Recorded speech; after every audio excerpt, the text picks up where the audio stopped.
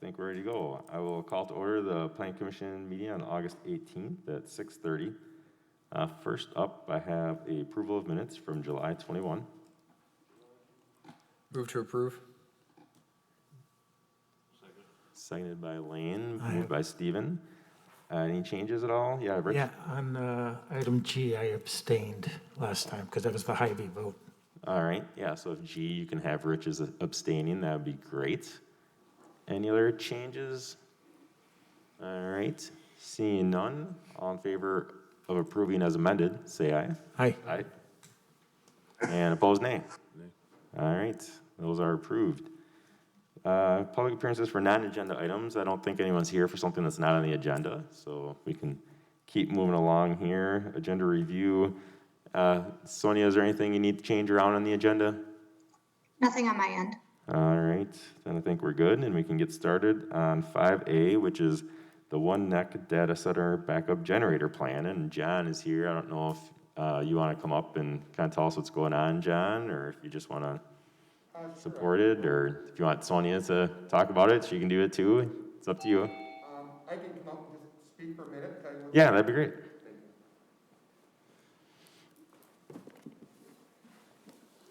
So good evening, I'm John Drury with Madison Gas and Electric Company, representing MG&E.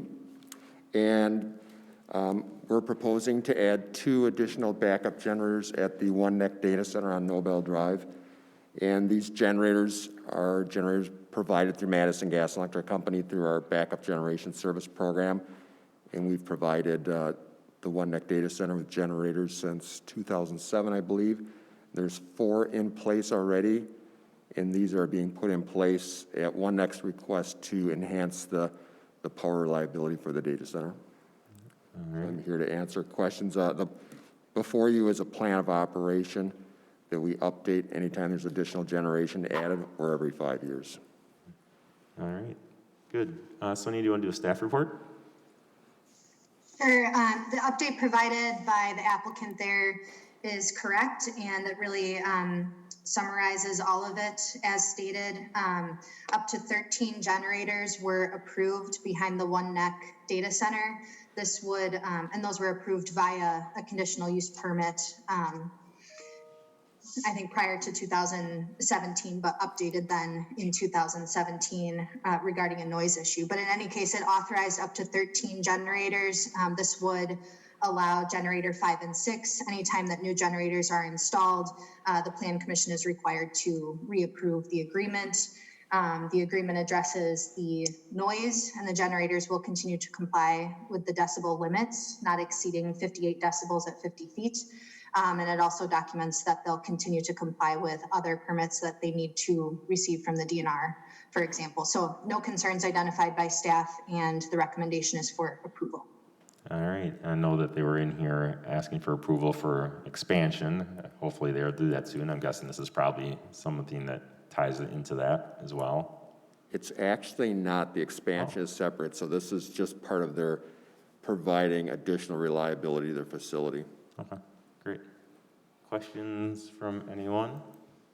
Rich? Yeah, real quick, these are the same as the ones that are currently there, aren't they?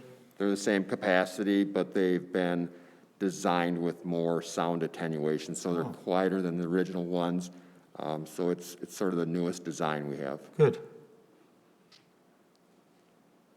All right. I know I took a tour back before COVID, and they talked about how everything is getting so much better, the equipment's getting better, that they've been able to put more into each kind of section than they did when it was first built, and so I'm sure that adds to the power needs as well. Mm-hmm.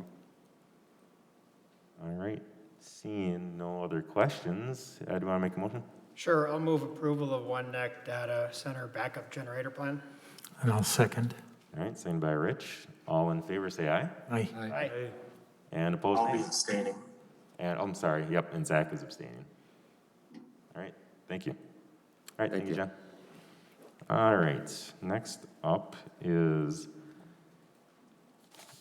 the request by MMSD for conditional use permits.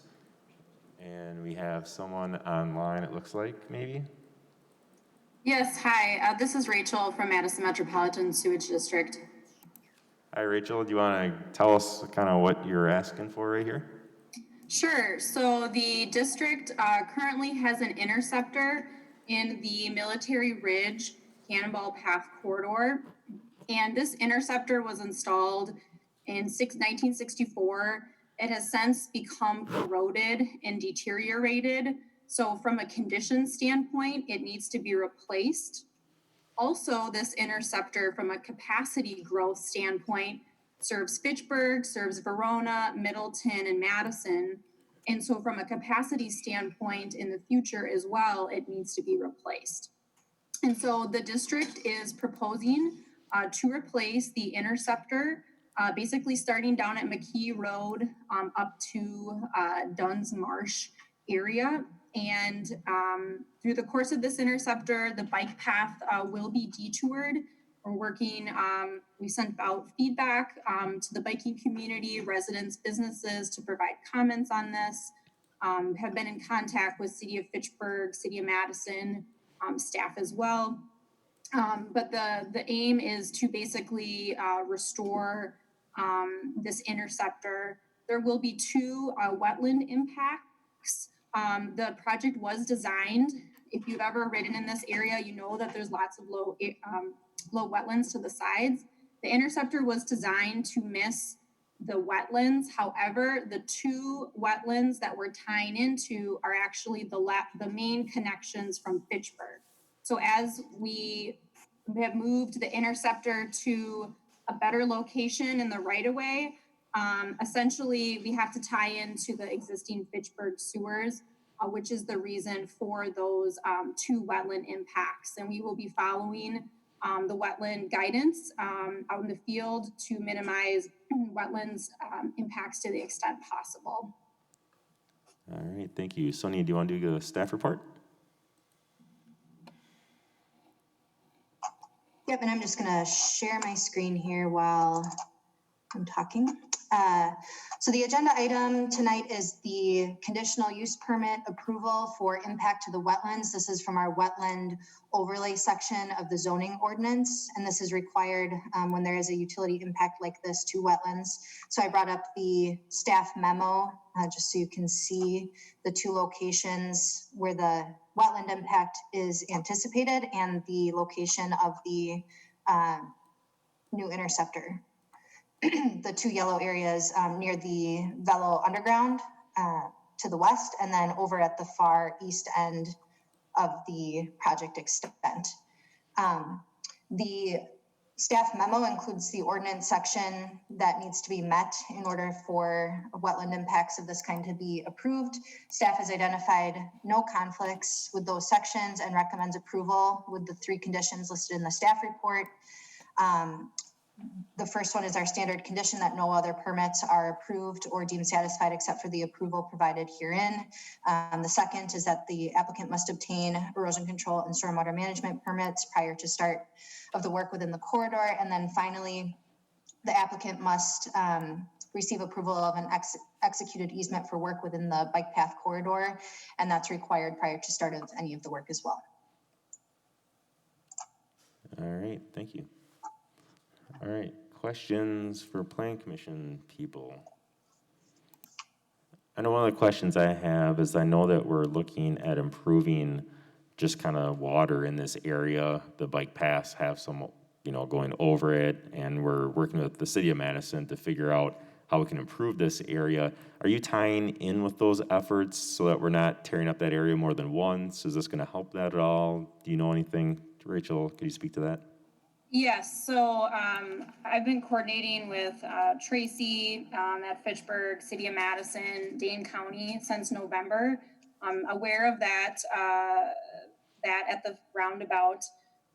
Was really hoping that we could do a project in conjunction in terms of minimizing impacts. Our schedule has not changed since November.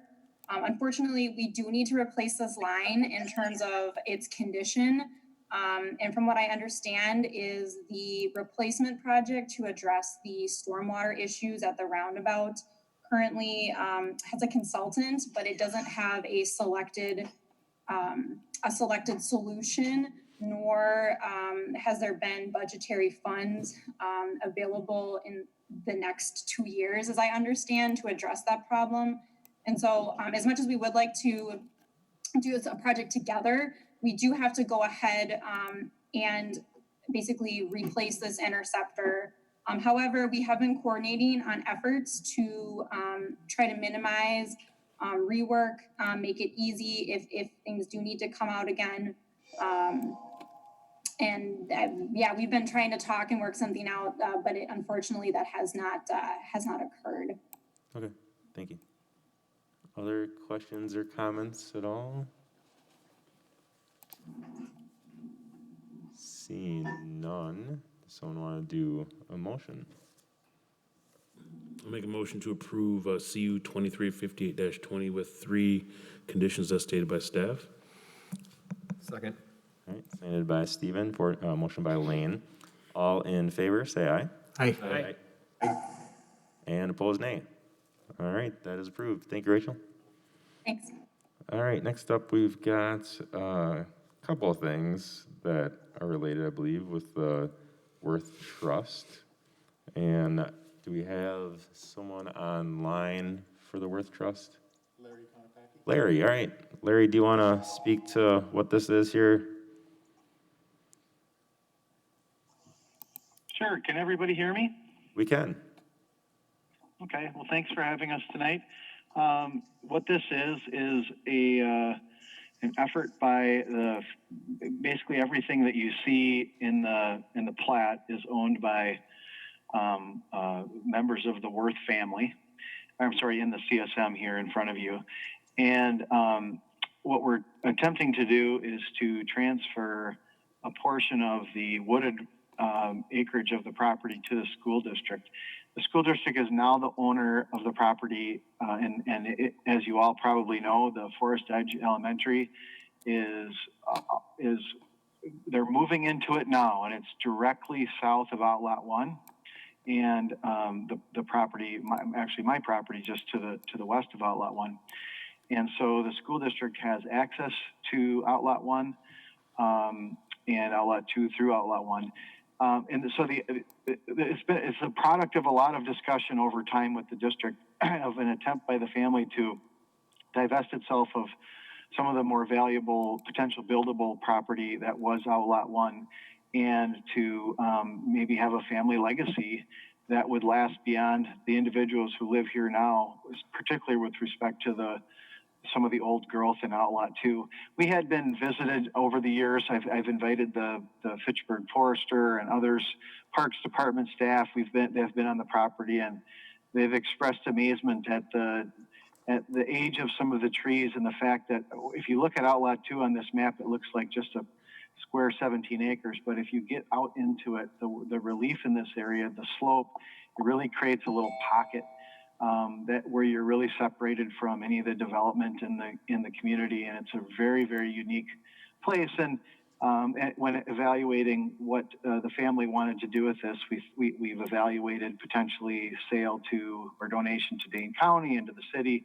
And what we really settled on when the school moved into this area is we thought it would be a great place to educate students about the outdoors without adding any physical, construction or buildings, and to protect it forever in that regard. And so that's what we're doing.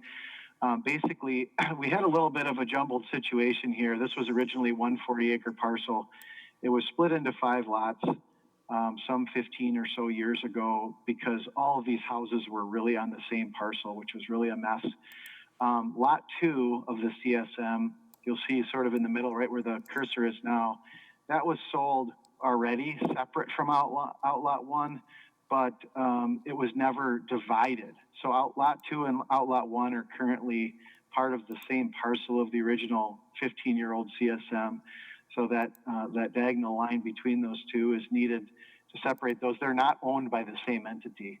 And then Outlot 2 is being broken off of Lot 1 so that it can be transferred to the district. And we're proud to report that, we have sold some of this property, but basically the entire value of Outlot 2 is being donated to the district. And it's something we take a lot of pride in our family. Excellent, thank you. Sonia, do you want to do a staff report? Yes.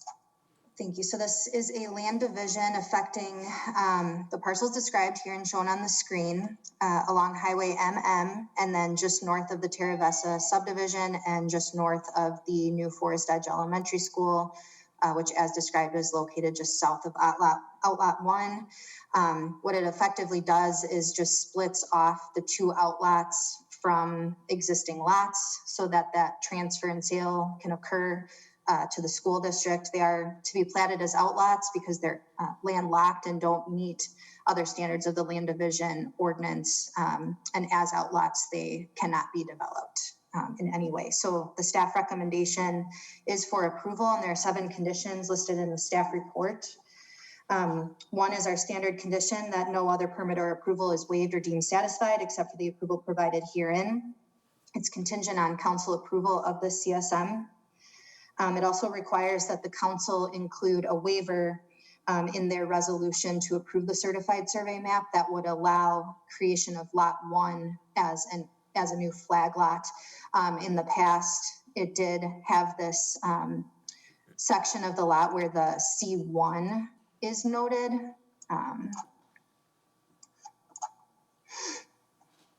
But it had a wider frontage along Highway MM, so it wasn't necessarily defined as a flag lot with the 2002 CSM. So we just want to identify that it is a flag lot, and per the land division ordinance, that's allowed as long as the council approves it as a waiver when they take action. Recommended condition number 4 is that the CSM allows the continuance of previously approved substandard lots. So those being the flag lots as well as lot 2, which does not meet the minimum lot width required for the zoning.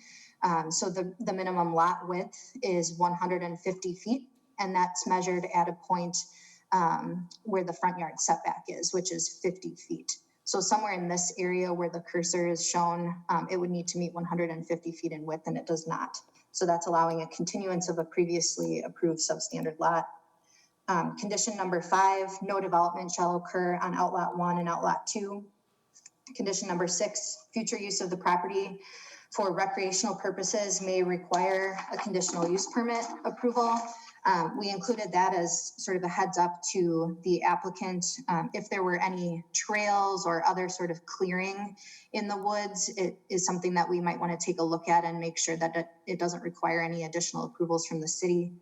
At this time, the applicant noted that it's not, the school district isn't entirely clear what they might be doing in terms of clearing or constructing paths, and if paths are to be constructed, what those would look like in terms of paved material or not. And then finally, condition number 7, our standard requirement for erosion control and stormwater management permits. Those shall be obtained if land disturbance exceeds 4,000 square feet. And again, no development is allowed, but that's included if there were tree clearing and stump grubbing that would disturb land in excess of 4,000 square feet. All right, thank you. Any questions from Plan Commission? Rich? No. Oh, okay. Anyone else have any questions at all? I can't. Is it something that would have to be reviewed by Ag and Rule? Sonia, should Ag and Rural have looked into this? It is within the urban service area, Okay. so it's not required. Yeah, I'd agree. All right. Anything else? I can't see Zach if he's raising his hand. I don't know. Scott, I'm sure you tell me. No questions. All right. Yeah, I like it. Makes sense. I don't know. I can't always see everyone up there on the Brady Bunch screen. All right. Then does someone want to do a motion? Ed? Sure, I'll move approval of certified survey map 2365-20 with the 7 conditions as noted. Second. Seconded by, I'm going to give it to Lane. You spoke before you, Rich. All right. All in favor, say aye. Aye. Aye. And any opposed, nay. All right, that is approved. Next up is D. And do we have Sean? Oh, yeah, there's Sean. All right, Sean, why don't you go ahead and tell us what you got here? Sure. Good evening, everyone. We're here for a CSM approval for Outlot 15 in the Nine Springs neighborhood, otherwise known as Uptown. And staff had asked us to give a little bit of a presentation or background on what we're planning to build. Again, we are looking to do a CSM approval tonight, but that CSM is in conjunction with a 126 unit multifamily development project. So with that, am I allowed to share my screen and do a quick presentation about the project? Yeah, if you can, I think you can. That work? Okay, it'll be really quick. Mayor, will be All right. less than what I presented the other night that you saw. So we'll keep it brief. Okay. You just start slideshow.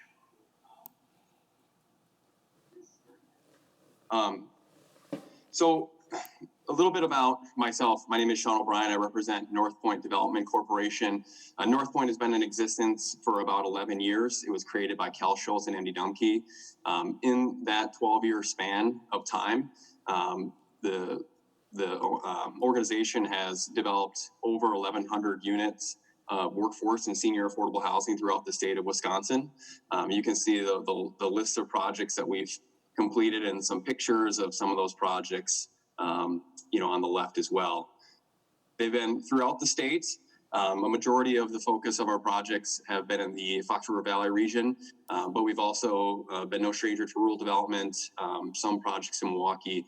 And as I've joined the team in January, we're doing some more development in the Dane County area. A little bit about my background. I live in Fitchburg. In fact, I'm a little bit embarrassed that I didn't show up to the meeting in person tonight. I'm probably the closest person to the meeting that's coming to it virtually. So I thought that was pretty interesting. But I did work at WIDA for the past 14 years prior to coming to North Point Development, where I ran the commercial lending division and the tax credit program throughout the state of Wisconsin. Again, the proposed site is Outlet 15 in the Nine Springs neighborhood. It's along Lacey Road, as Lacey Road does a roundabout and kind of goes north to the interchange.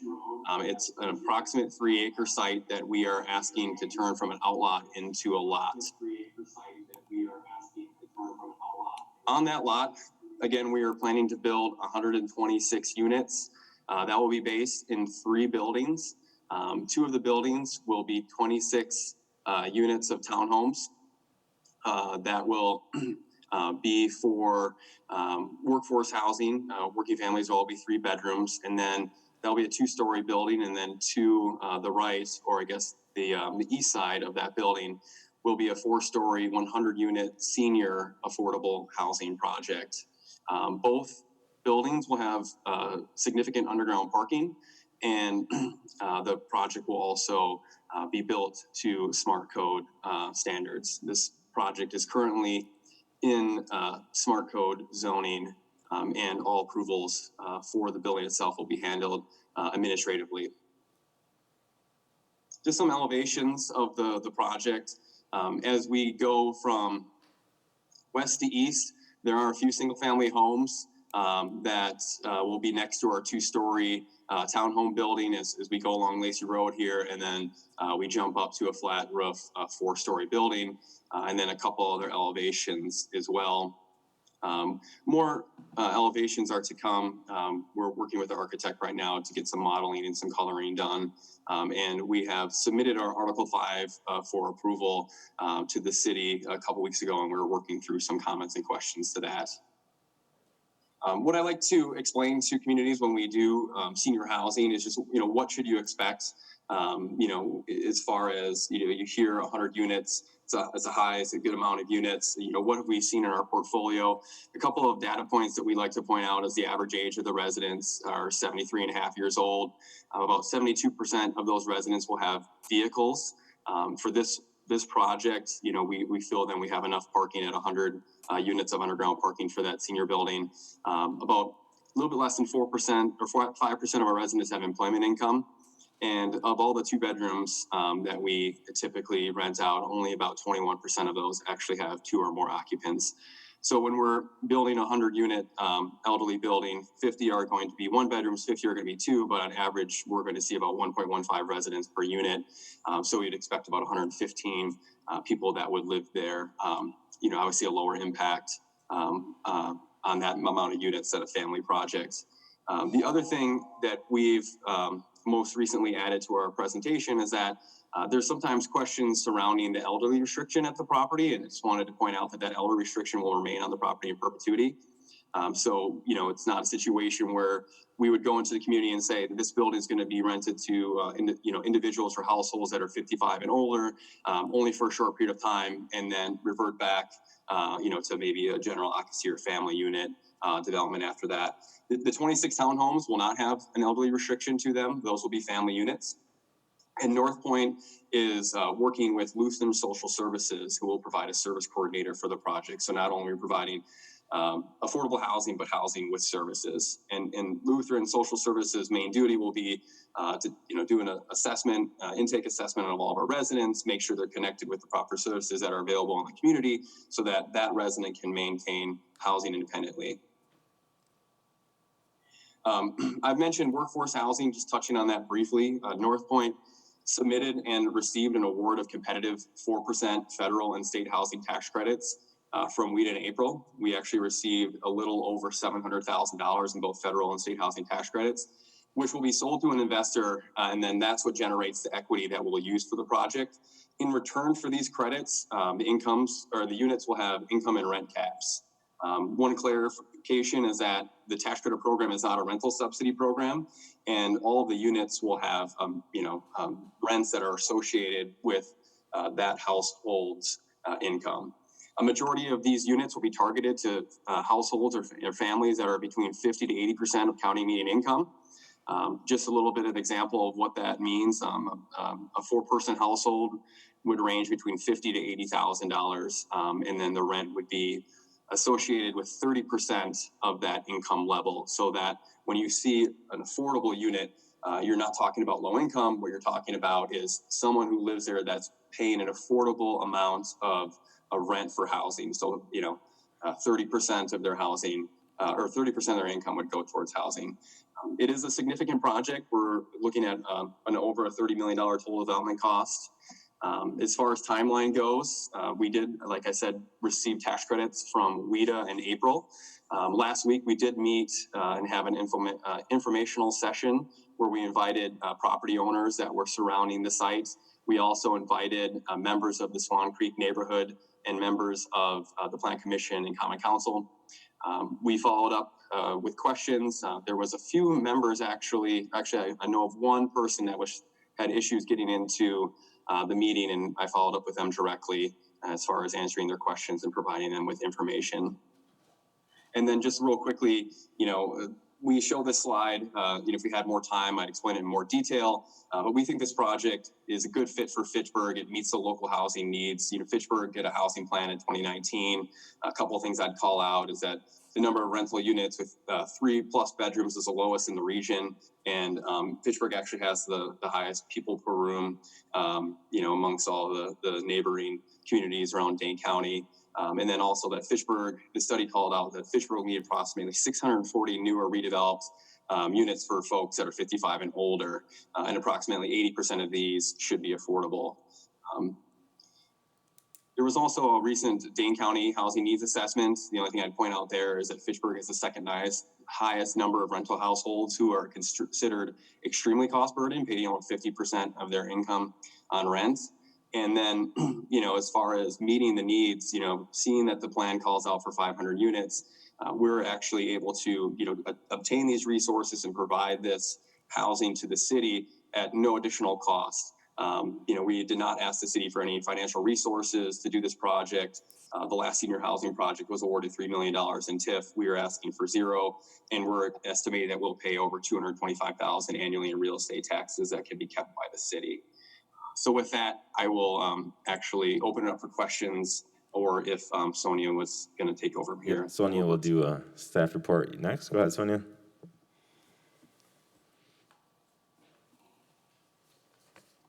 So the agenda item is for land division only, but we did ask the developer to be available here to provide context and more information for the Plan Commission. The parcel is currently platted as Outlot 15 of the original Nine Springs plat. It is zoned under our Smart Code zoning, and it's designated as T5 under the Transect 5 designation. It's located at the roundabout of Lacey Road and Haight Farm Road. And the request would be to divide outlot 15 into 2 lots, lot 1 and 2, and 1 outlot in between. And the outlot would be used to provide access and a shared driveway for both of the lots. This is common in the Nine Springs Smart Code areas, and we've used the outlots all along Lacey Road with the Avante development. So this is very similar configuration to the development in the area. As far as the T5 transect and Smart Code, this land division does meet all of the lot requirements and items needed to obtain approval of the land division. So things like lot width, it meets all of the requirements there. The staff recommendation is for approval with 12 conditions as listed in the staff report, and I do want to add a 13th, so I'll go through those in a minute. And then finally, the staff memo includes a lot of background on other applicable Smart Code requirements. They're not necessarily part of the land division application, but again, we just wanted to provide that context. And as noted, any further applications that are required on this parcel for development, such as architectural design review in Smart Code, those items do not come back to Plan Commission for approval, and they're handled administratively through what's called the Article 5 plan. I will go to the conditions of approval.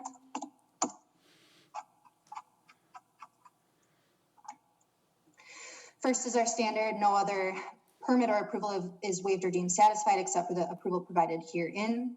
Council approval of land divisions is required, so this is contingent on council approval of the certified survey map application. Number 3, the developer shall obtain Article 5 plan approval prior to issuance of permits, and that's where we double check all of the compliance with other Smart Code requirements for building materials and things like that.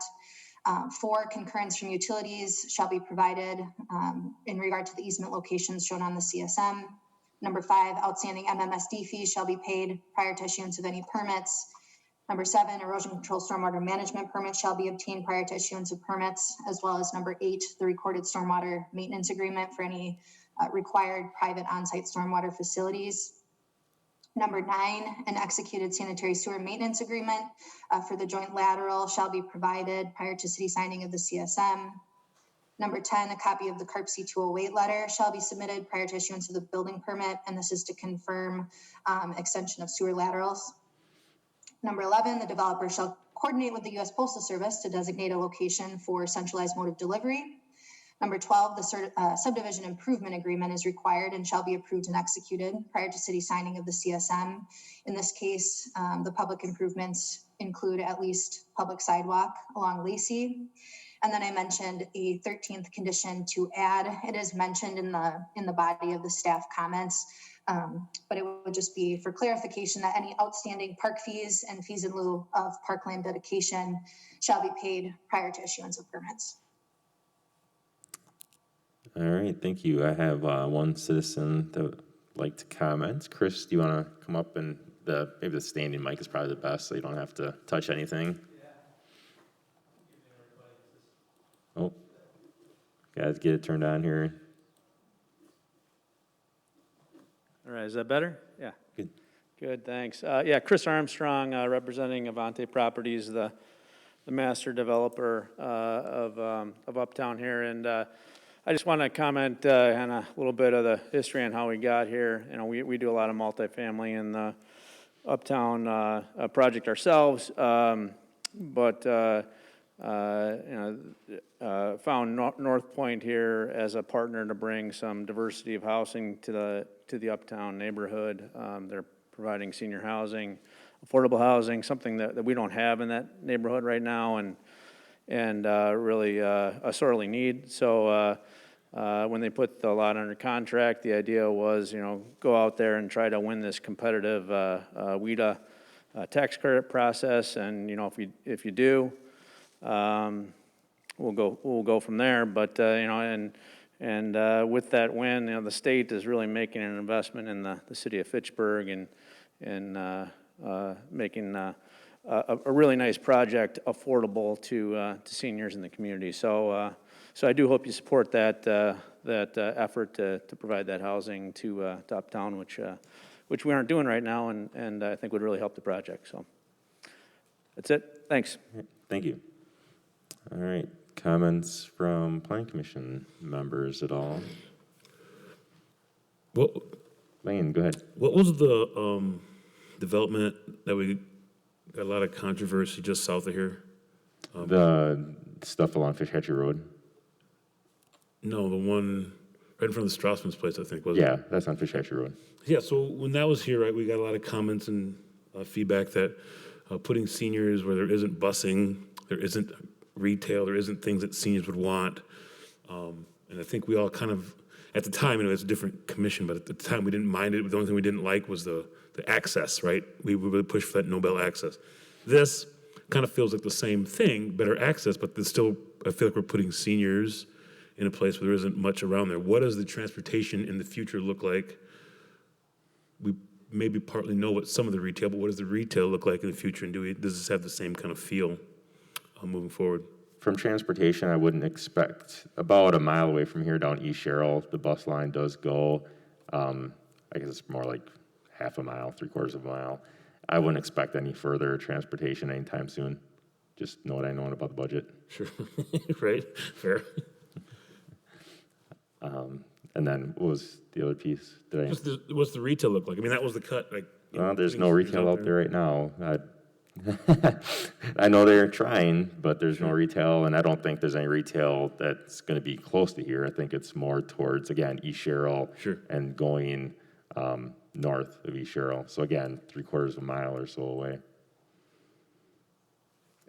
Yeah, it's kind of the rooftops that you need to bring that retail eventually too, to attract it. So in some respects, yeah, you say you might have the cart before the horse and putting a senior housing here, but you're also putting a number of people there, which hopefully will help to, attract those users, those services that you're really looking for in this area.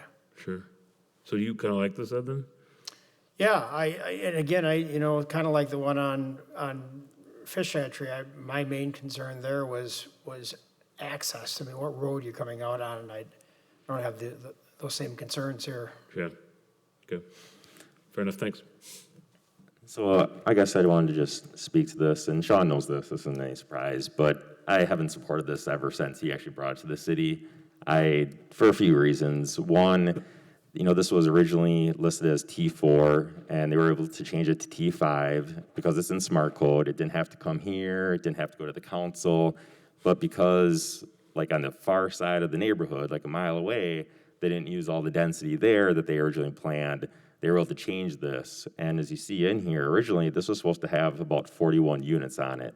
Now it's at 126. And, in smart code, you do all this planning kind of ahead of time. And I thought, the T4 is kind of right. And so I don't agree with how much density is on here, especially when it was originally planned to have about 41. I also think that, there's a huge need, especially in this stretch along New Lacey, I'll call it, and on this corner, for ownership opportunities. There's a ton of rentals along here, and when you look at our neighborhoods that struggle, you have all apartments. There's no ownership opportunities along there, and that's again a huge concern for me because we're building neighborhoods just like the neighborhoods where we've had issues. In the Ally Drive neighborhood, we actually work to take apartments and rentals out of there to help try and change that neighborhood. I worry about what this is going to look like in 30, 40 years when the people who own it now aren't going to own it anymore. So that's a huge concern for me. And you talk about something like the housing plan, there is just as much need for ownership opportunities and affordable ownership opportunities in there. In fact, I'd say it's probably a bigger need. And, I think that one of the concerns I have is senior housing, they do cost the city because there are bigger impacts on the senior center, there's bigger impacts on EMS services, so I wouldn't say that it doesn't cost the city. My thing is just apartments. I don't care what kind of apartments they are. It could be market rate, it could be any kind of apartments. To me, it really needs to be ownership, and I think we should, kind of have that as a desire and a need. And just kind of reiterate what Sonia said, we're not going to see this again as a council because it's in smart code. This is kind of our only chance to kind of say, no, this isn't quite what we need in this part of the city. So. Other people? Steven? That was going to be my question. So this is the last we'll see of this project? Yeah, Sonia, do you want to verify that? But yeah, I believe that's what you said earlier, is this is our chance. I mean, I'm just thinking, you got architectural design review, all the normal steps that we. Wendy, can you so stop that's all taken sharing? out? Yes. Thank you. Oh, perfect. Now I can see. Yeah, Sonia, so, yeah, I believe you said ADR, all that stuff is handled on staff level, right? That's correct. Through the Article 5 plan.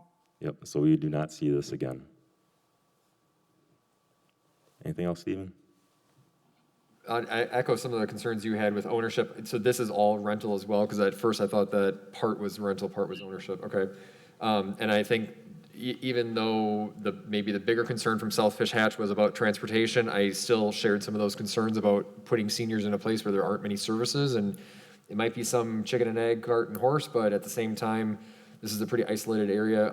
And if you're not driving yourself as a senior, there's not much there. So, a couple of concerns as well.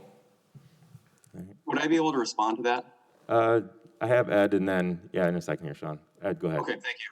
Well, and you can respond to this too, but I'm just wondering if you had looked at doing the townhomes as owner occupied.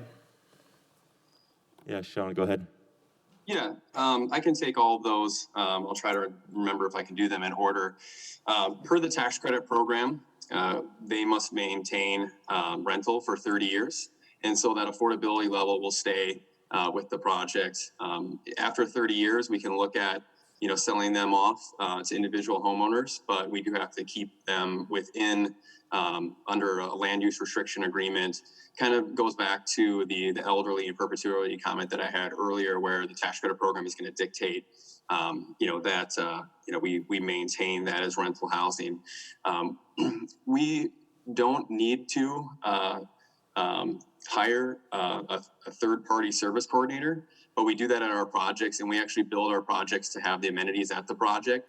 And so not only will we have amenities for all of these tenants, and a market study shows that, this project will be highly desirable and will have a very little issue leasing up. Also, the latest senior project along Fish Hatchery Road didn't have any issues leasing up either.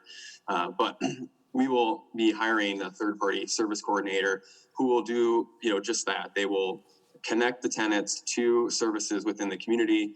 Tenants that don't have cars, there are rideshare programs that are available throughout the community that can, be on call to come to the property, pick up the tenants, bring them to the senior center, to Target, to the grocery store. Eventually we do expect that there will be a grocery store in the area. I know that, some distances have been, thrown out there. As the crow flies, we're less than a quarter mile away from the corner of Sain and Lacey Road. So as that neighborhood builds out and those amenities come into the neighborhood, I think you're going to lose an opportunity to be able to provide affordable housing. And so I think, we may be coming into the neighborhood first, but that's also a way that we're able to access the opportunity. And, down the road when all the other sites are built out and, the amenities are there that are really driving, people to live in that neighborhood, I think, you would struggle to be able to provide, housing of this type. So, again, we do, we are following the smart code zoning. Again, we're asking for land division here, approval. And so I think that answered the question about the services. But, as far as, being out on an island, I don't agree with that. I mean, eventually this site's going to be built up. This site is equidistant to the senior center as the project on Fish Hatchery Road. It is less than a half mile away from a bus stop, a regularly scheduled bus stop. And so and then the most important part for the workforce housing is that it's less than a mile away from the brand new Oregon school, which is in the school district. So there's a lot of amenities that are in the area, a lot more coming. And, I think this is a good thing for the city. Other comments, questions? You answer the town question or no? Lane, what's that? The townhouse question Ed asked. There can be ownership opportunities there. I'm sorry, I don't think we could hear you very well. Ed's question was, could there townhouse units be ownership opportunities? I don't think you really answered that, or I'd like to hear it answer that. Oh, yeah, I said that the tax credit program requires it to be rental for 30 years. Oh, got it. Okay, sorry. Oh, so Yeah, the no worries. townhouses are part of that? Correct. Yeah, the townhomes are also part of the WIDA tax credit program. Oh, I see. Okay. Those are the 26 units, right? Yeah, the 26. Correct. Yep. Could you address workforce housing is a buzzword, and it seems to mean something different to every developer. Sure. Could you, Urban Land Institute says it's 80% to 120% of the median income. And yet all the ones I see coming through here are anywhere from 30% and 50% and 70%. I see 80% is your top margin. I guess I could forget or go past that by, but what job opportunities are there in the neighborhood? And job opportunities. Well, my wife's family owns Odyssey Vet Care, which employs about 28 people in the city of Fitchburg. Some of you commissioners might actually utilize their services. I would say about 20 of those 28 employees are vet techs that earn $16 to $20 an hour. If you're making $16.50, you would qualify for a 50% one bedroom if you're a one person household. If you have a family of three, you'd qualify for the townhome. I mean, the other, we're talking about people who would be central workers in the Fitchburg area, folks that would be working at the grocery store or like Odyssey Vet Care, and that's just on the 50% side. This project's also going to have 80% units, and actually the max rents that you can charge under the 80% county median income well exceeds the amount of rent that you can collect in the market. So the max rent for a 3-bedroom 80% unit is about $2,100 a month. And the market right now, it looks to be around $1,850, and WIDA requires us to be 10% under the market. So, we're in essence, we're providing, I think 3-bedroom units, which there aren't that many options available. But then, majority again of the project is going to be senior housing. And, our stats show that a majority of our residents that, rent in the senior housing are now on fixed incomes and don't have employment income. And so as you look at and say, well, we're looking at building senior affordable, it's likely that, those tenants would qualify based on their fixed incomes versus their employment income, in previous years when they were working. Tom, looks like you're ready to say something. Yeah, I guess I just want to remind commissioners that not all seniors take the bus. They do drive. The other thing is, I think it's important to note that you have a local person here in the speaker that lives in Fitchburg. The other thing is WIDA. I don't think they give these grants out or they don't give this money out if they don't think the project is worth it. And as far as I'm concerned, I think it's worth it. And I'm sure they looked at it that way too before they just gave it out to Fitchburg, because they can take their money to a lot of different places and it doesn't have to be here. Anyone else? Ed? The other thing I would add is that over time, hopefully there'll be additional commercial development. So as to, what jobs will be in the area, I mean, we'd like to see over a period of time that there's going to be a lot of jobs in that area. Hopefully. It's been a while. Mm-hmm.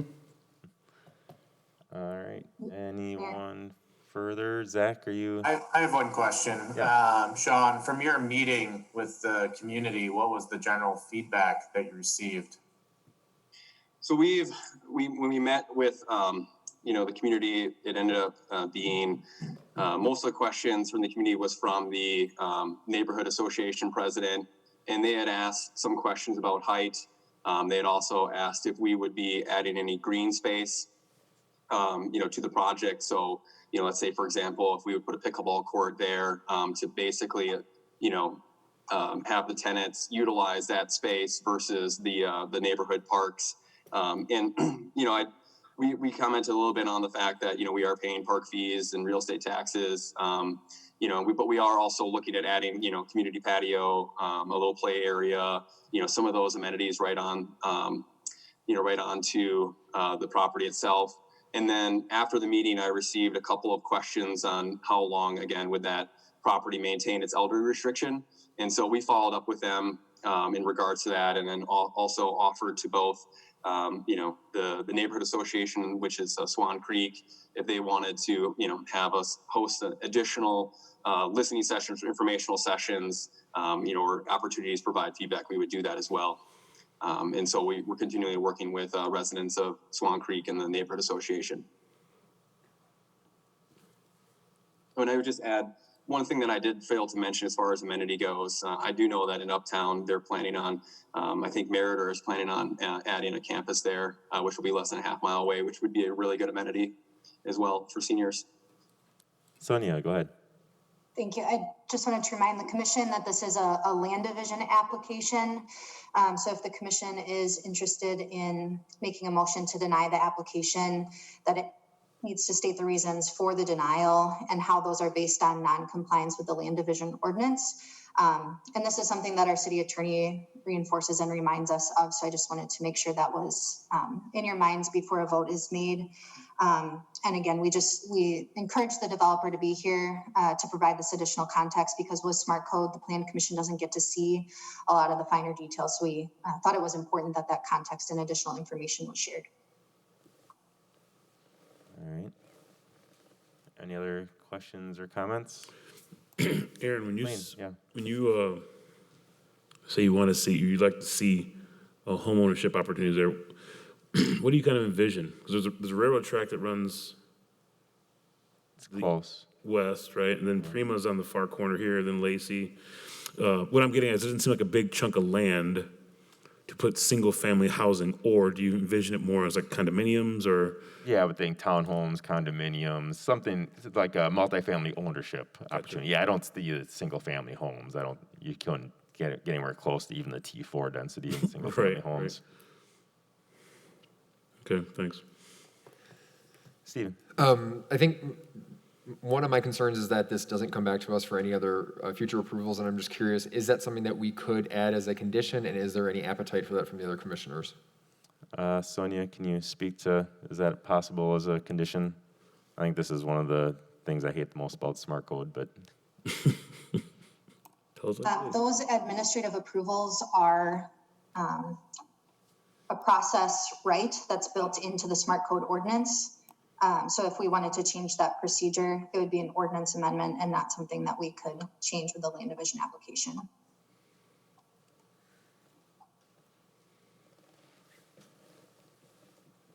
So, no.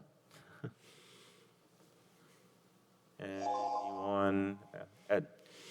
I'm going to move approval of CS 2359-20 with the 13 conditions as noted by staff. And I'll second. All right, second by Rich. I'm going to just ask Sonia to roll call just because I think I know what it's going to be, but it's going to be some people on both sides. Sure. Kinney? Aye. Billings? Aye. Heller? Aye. Manning? Aye. Tate? Aye. Clouder? Aye. Mayor Richardson? No. All right. Vote carries. All right, that passes. All right, moving along then to E. Got a plat request. I don't think Phil is online, but I'm not sure if he has. There he is. All right, Phil, you are up. Do you want to tell us what you have with this plat request?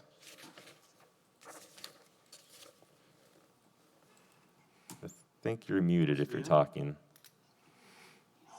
Me? Yep, Phil. Yep, there you go, Phil. I'm talking. All right, what are you doing with your plat request? I'm here.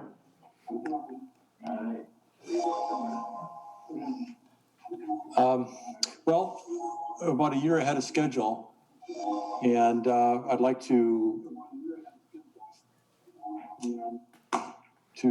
put in this first addition to Terravesa. There's 79 lots that'll be available. The plan would be to get our underground sewer and water, hopefully MG&E utilities, along with Charter and AT&T this fall, and then with a roadbed on the public streets, and finish the lots in May and June for the builders to begin new construction on those lots. There's a fair amount of the sewer and water that's already in as a result of the lift station that was put in. So this is going to be somewhat of a smaller project than normal, and certainly a lot smaller than our original phase. We've had significant demand, as you probably could tell by driving through the neighborhood. And builders are very anxious to secure lots for next summer.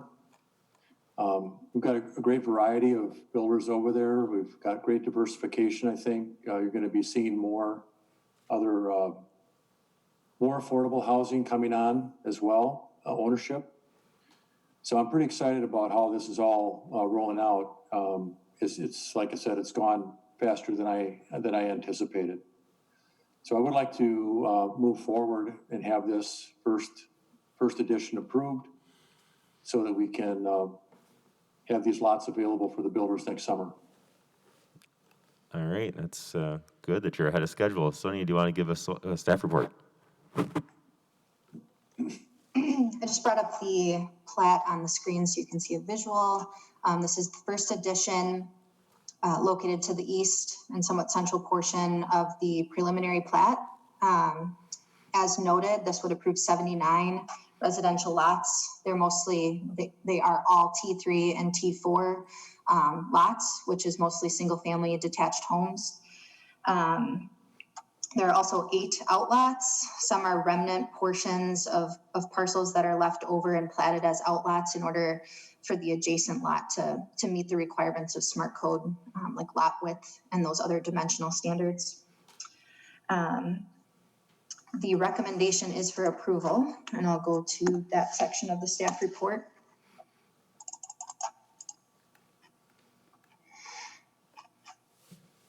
With 13 conditions, and I'll be adding a 14th. A lot of these are standard. I won't go through them one by one. I'll just pick out number 9 here. Any alterations to the Article 3 plan, if necessary, shall be submitted for review and approval prior to city signing of the final plat. As I noted, this would anticipate both the T3 and T4 lots. There are, I think, 18 lots along Radicchio Drive, currently anticipated to be T4 lots. The developer is interested in developing those as T3. That is a change that would be made administratively to the Article 3 plan. So this is just calling out that that must be approved and consistent with the ordinance prior to city signing of the final plat. And then the 14th condition that I wanted to add is to clarify easement locations for transformers and pedestals. So how that would read is easement locations for transformers and pedestals shall be added to the plat for approval by the city planner and public works director prior to city signing of the plat. And we were able to take a preliminary look at those locations earlier today. They're all located along outlots at the rear of the property as opposed to along the public street frontage. And those locations would be acceptable to city staff. So we just want to make sure that we see those included prior to city signing of the plat. That's it. All right. Any comments, questions? Ed? Phil, can you talk a little bit about what you anticipate as far as the size of homes and the price range on these lots? Well, in our restrictions, Ed, we have no minimum square footages. So if someone wanted to build a very small home, say 900 or 1,000 square feet, they could. The homes that have been built on speculation have been larger than that. But it's the builders that are sensing the market and are building accordingly. These lots in the first edition, there actually are some smaller lots that are probably 43 feet wide by 85 to 90 feet deep. They're all private alley served. So there will be, again, some opportunities for builders to build smaller. Now, one of the issues that they deal with is that the the street frontage of a T4 lot has to have, Sonia, 60%, right, of front elevation. Sonia? I think that's correct. I was just Yeah, referring to the. that's right. And so, Yep, so it is that, 60. so if you have so it will help determine how large the home's going to be, because it's got to be a certain width. So the builders are working on some ways to actually create some smaller living spaces, and still meet that front footage requirement. So yeah, I'm hoping that there's some less expensive single-family detached, but I think we're doing what we can to help accommodate that. It's up to the builders to look at the marketplace and determine the size home that they feel comfortable building for their consumer. All right. Any other questions, Stephen? You're saying that you're ahead of schedule. Can you just tell us for the existing land that is already plotted out, how many of those lots, like what percentage of those have already been sold and which already have homes on them? Was that in the original phase or the first edition? The original phase, or this is the first edition, correct? Yeah, this is the first edition we're doing right now. Yeah, so the original phase, I'm just curious, like how much is already filled before we add up or add in any more? Well, out of this 85, or no, there are 82 single-family lots in the first phase, and there's 4 left. Okay. Then just one more question, more so for Sonia. I don't know if it was last meeting or a couple meetings ago, we had that issue with the road where the school goes and how we had to rename it because of wayfinding. Is this the point where that kind of stuff gets laid out? Is there another step between now and then? So we don't, I'm not saying that this has any bad plans, but I'm just curious for when this comes up in the future. Is this that point where we start looking at where the roads are going to be and what they're going to be called and things like that we should be paying attention to for wayfinding? That's correct. Street names and layout and geometry are all finalized with the final plat.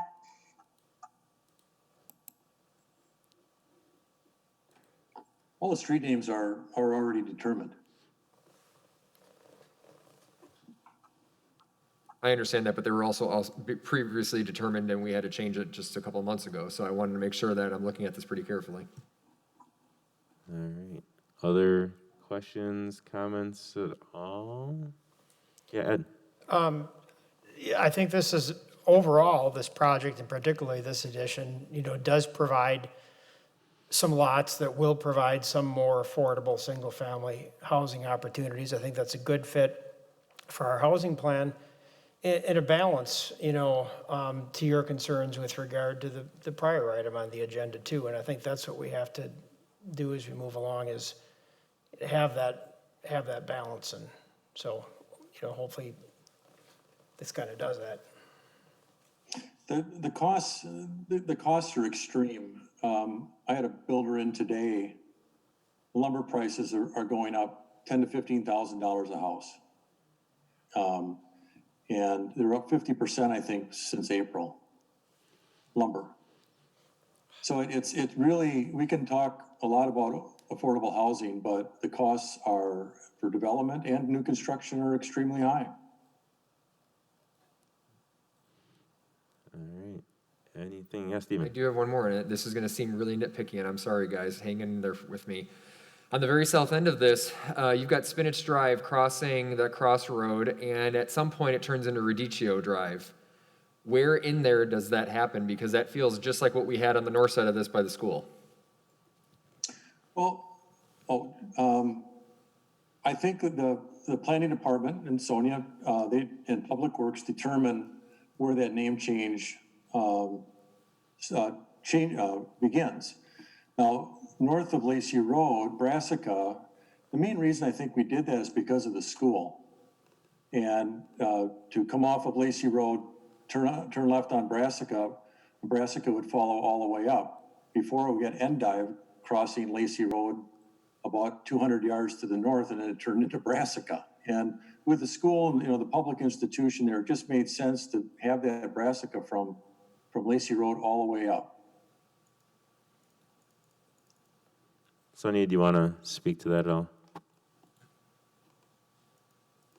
I brought the plat up on the screen, and I believe this is the area that you're referring to, Stephen, down here where Radicchio meets Spinach. Yeah. In this particular case, it seems like a logical break to me to start lot 218 with Spinach Drive, and 219 and north would be Radicchio. Is there any reason why we wouldn't end Spinach at Frizzy and then just have Radicchio make that entire kind of D shape around? I think in general, the fire department prefers that the intersection maintain The throughput, okay. 2 street names. Sorry, guys, but we just went through this like 2 months ago, so. Nope, that's good. No problem. Anything else? I mean, that's the stuff we need to look at, and those are good questions to ask. All right. Tom? I'll move approval, no? You want? You have somebody else? No, no. If there's nobody else, I'll move approval. It's reference 2360-20 with the, I believe it was 14 conditions. Correct. All right, seconded by Stephen. All in favor, say aye. Aye. Aye. Aye. And opposed, nay. All right, that is approved. Thank you, Phil. Thank you. All right, now we've got kind of a group of things here that are all relating to the same project, and I believe it's Carrie, right? All right, who's here with us actually in person, not online this time. And I think if you want to speak to a number of these things, we'll take them piece by piece eventually, but it seems to make sense to talk about them all at once. I do have some, good evening, I'm Carrie Williams, and I have some 11 by 17s, if you would like to see them. Sure. I have a couple, Yeah. at least 5 copies, I just thought it's easier. Sorry, Zach, you don't get 11 by 17. Or Sonia. And then I also brought the material board that I'll show you too, for the building.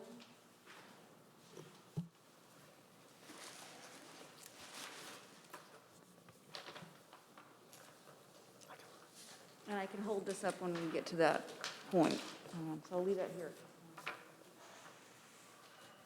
So I think Ashley was going to start. Oh, all right. Yeah. Can ahead. everyone hear me? Yep. Perfect. Hello again. My name is Ashley Mack, Real Manager for Meyer. This evening, Meyer is requesting actually several things. Approval of a certified map and conditional use permit for gas station and the convenience store, architectural design request, and early issuance permits prior to the acceptance of public improvements.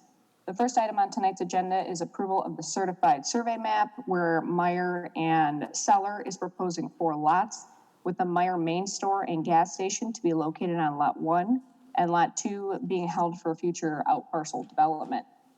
As a quick refresher, I know we presented last month, just wanted to give everyone a quick reminder that Meyer is a family-owned and privately held company based in Grand Rapids, Michigan. We operate 247 stores across our 6-state footprint, 13 of which are in Wisconsin, and the company employs over 70,000 team members. Our most recent store opening was in July in Manitowoc, Wisconsin. A new Meyer store in the city of Fitchburg would provide customers a one-stop shopping experience. The store would employ approximately 250 to 300 full and part-time team members and will offer more than 100,000 different products and 600 types of high-quality fresh produce. We also offer a full-service pharmacy with clinical services and vaccinations, as well as an expansive garden center, gas station, and convenience store. In addition, Meyer supports a wide variety of nonprofit organizations by donating more than 6% of its net to charity each year and sponsoring hundreds of community events. We offer our team members a very comprehensive rewards program, including competitive wages, medical, dental, vision insurance, paid time off, paid parental leave, 401k, team member discount, short and long-term disability, life insurance, chips, adoption, and educational assistance. Meyer is also an equal opportunity employer and a leading advocate for diversity and inclusion. Over the last several months, the Meyer team has worked closely with city staff and held 2 neighborhood outreach meetings with the Jamestown Neighborhood Association, which is located to the north of the site, as well as invited neighbors in the city of Madison to the west on June 3rd and August 11th. At the first meeting, the Meyer team addressed concerns over existing stormwater that currently discharges towards the west, proposed stormwater management, traffic, noise, site lighting, and visibility of the retaining wall. In response to the feedback we received, Meyer added additional landscaping on the residential side of the retaining wall, as well as additional sidewalk connectivity throughout the site. At the second meeting, Meyer reviewed our detailed plans, colored building elevations, and stormwater management. In addition, Meyer shared color renderings of the retaining wall. We fielded questions regarding the retaining wall, such as maintenance and safety, and plans for lot 2. Overall, we did not hear any negative comments regarding the project, and the attendees were excited about the future job opportunities and a single destination for grocery needs during these uncertain times. After our meeting, the Jamestown Neighborhood Association even sent a letter in support of our project. So that's kind of an overall summary of what we've been up to the last month or so. I think I can hand it over to Sonia now to go over these specifics of our CSM.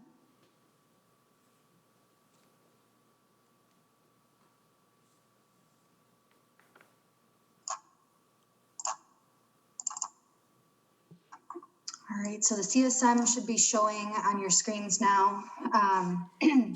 There are a number of agenda items, so I think I'll just provide a quick overview of all of them, and then we can dive into specific questions as we go. First is the certified survey map. As noted, the request is to create 4 lots. Lot 1 is for the proposed Meyer main store as well as the gas station. Lot 2 would be reserved for their sale for additional commercial development. Lot 4 would be the continuance of the Wingra quarry operations, and proposed Lot 3 to the north, which staff has recommended be platted as an outlot, would be reserved for future development and would presumably be subdivided again in the future to comply with the comprehensive development plan and the Anton Drive redevelopment plan for the types of future land uses shown in that area. The second agenda item is the rezone and conditional use permit request. That would be for Lot 1 and Lot 2 to rezone from rural development, the RD zoning district, to BG, business general, in order to allow the grocery store use and retail use. And the conditional use permit specifically is for the fueling station, the gas station and convenience store, which requires a conditional use permit in the business general zoning district. The third item is architectural design review, and that would allow the site and structural development of the Meyer main store and the fueling station. And then finally, the early issuance of permits, and this is associated with the public improvements that are required with the subdivision. In this case, it's the public sidewalk along McKee, as well as any minor adjustments that might be required in order to accommodate turning movements. And typically building permits would not be released until after those public improvements are constructed and accepted by the city council. We've been through this a number of times at the Plan Commission, where larger projects that take longer than 7 months may request early issuance of permits to start on the site work, anything horizontal like grading and utilities, as well as footings and foundations, in order to get those items started prior to construction and acceptance. And then the occupancy permit would be held up typically before those items are accepted.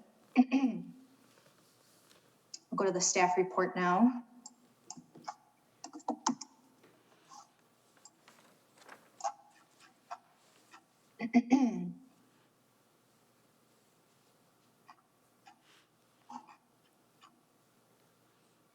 So first, on the certified survey map, the staff recommendation is for approval with 19 conditions.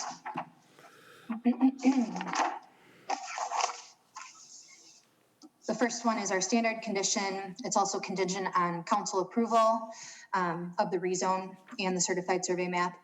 A note shall be added regarding an existing structure on Lot 4. This is the Wingra quarry use. There's a building on one of the lots, the only area of the parcel that would be excluded from the certified survey map, and that building straddles the existing Lot 1 and Lot 4 of this proposed CSM. So we want to add a note regarding that structure saying that upon redevelopment, it shall comply with setback requirements. That way we avoid approving a perpetual variance that would allow that type of structure to continue. Condition number 4, all areas under control of the subdivider shall be included in the proposed Lot 4, excluding that lot I just referenced, Lot 1 of CSM 4733. The revised CSM shall be presented to staff for approval prior to city signing of the CSM. So to explain this condition, plan commissioners might recall that the city of Fitchburg's definition of parcel requires that all lands in common ownership and that are contiguous must be included in the certified survey map. So you need to survey all of it and include it in the CSM. There is a small area along KPEC that was never platted as a legal lot. The address it shows up there in the notes of the staff report, something 3077, I believe.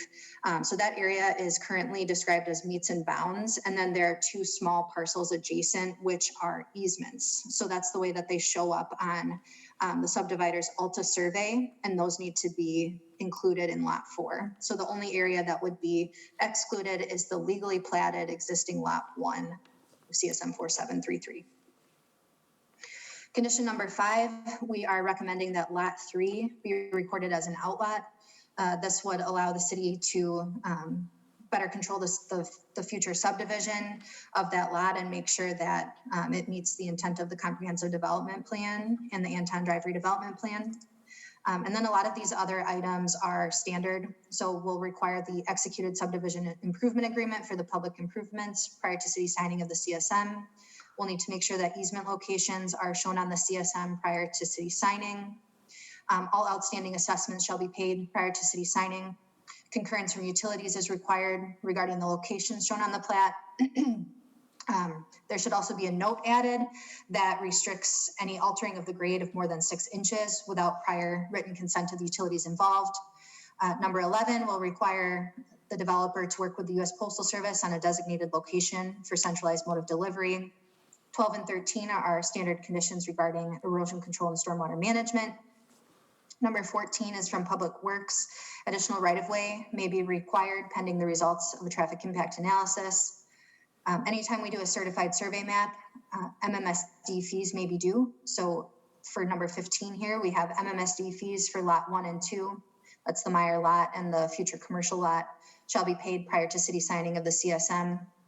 They don't need to be paid for outlot 3 if platted as an outlot, because any outlot must be replatted in the future, and we would have that opportunity to collect MMSD fees at that time. Lot 4, because it is the existing core use, in order to avoid paying MMSD fees on that lot at this time, will require that a deed restriction be recorded, stating that fees would be due upon redevelopment. Number 17, an executed private sanitary sewer maintenance agreement for private sanitary sewer interceptor for lots 1 and 2 shall be provided prior to city signing of the CSM, and it shall be recorded. Number 18, this is requiring an access easement between where the gas station would be located and lot 2.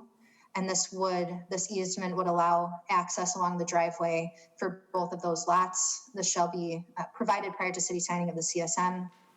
To make sure that both of those areas have access.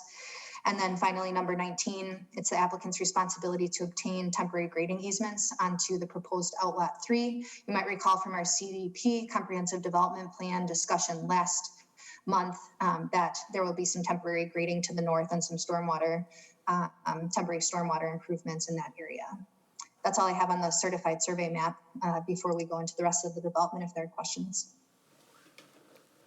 All right, questions on the CSM part? Ed? Yeah, I had a question for Sonia. And you mentioned number 14, that potential additional right-of-way pends the result of a traffic impact analysis. So we don't have the traffic impact analysis. Isn't that something we would normally want to have before we're at this point? Maybe I'll open that up to Ashley and Carrie if there's anything you can add. I know you've had some recent discussions with Public Works where that might have come up. Yeah, I believe, Carrie, correct me if I'm wrong, but we submitted the traffic impact analysis to the Public Works Department today. If not today, it'll be first thing tomorrow morning. Yeah, that's correct today. Initial reports indicate that based on the Meyer development, that only some basic restriping will be required and no right-of-way will be needed. Thanks.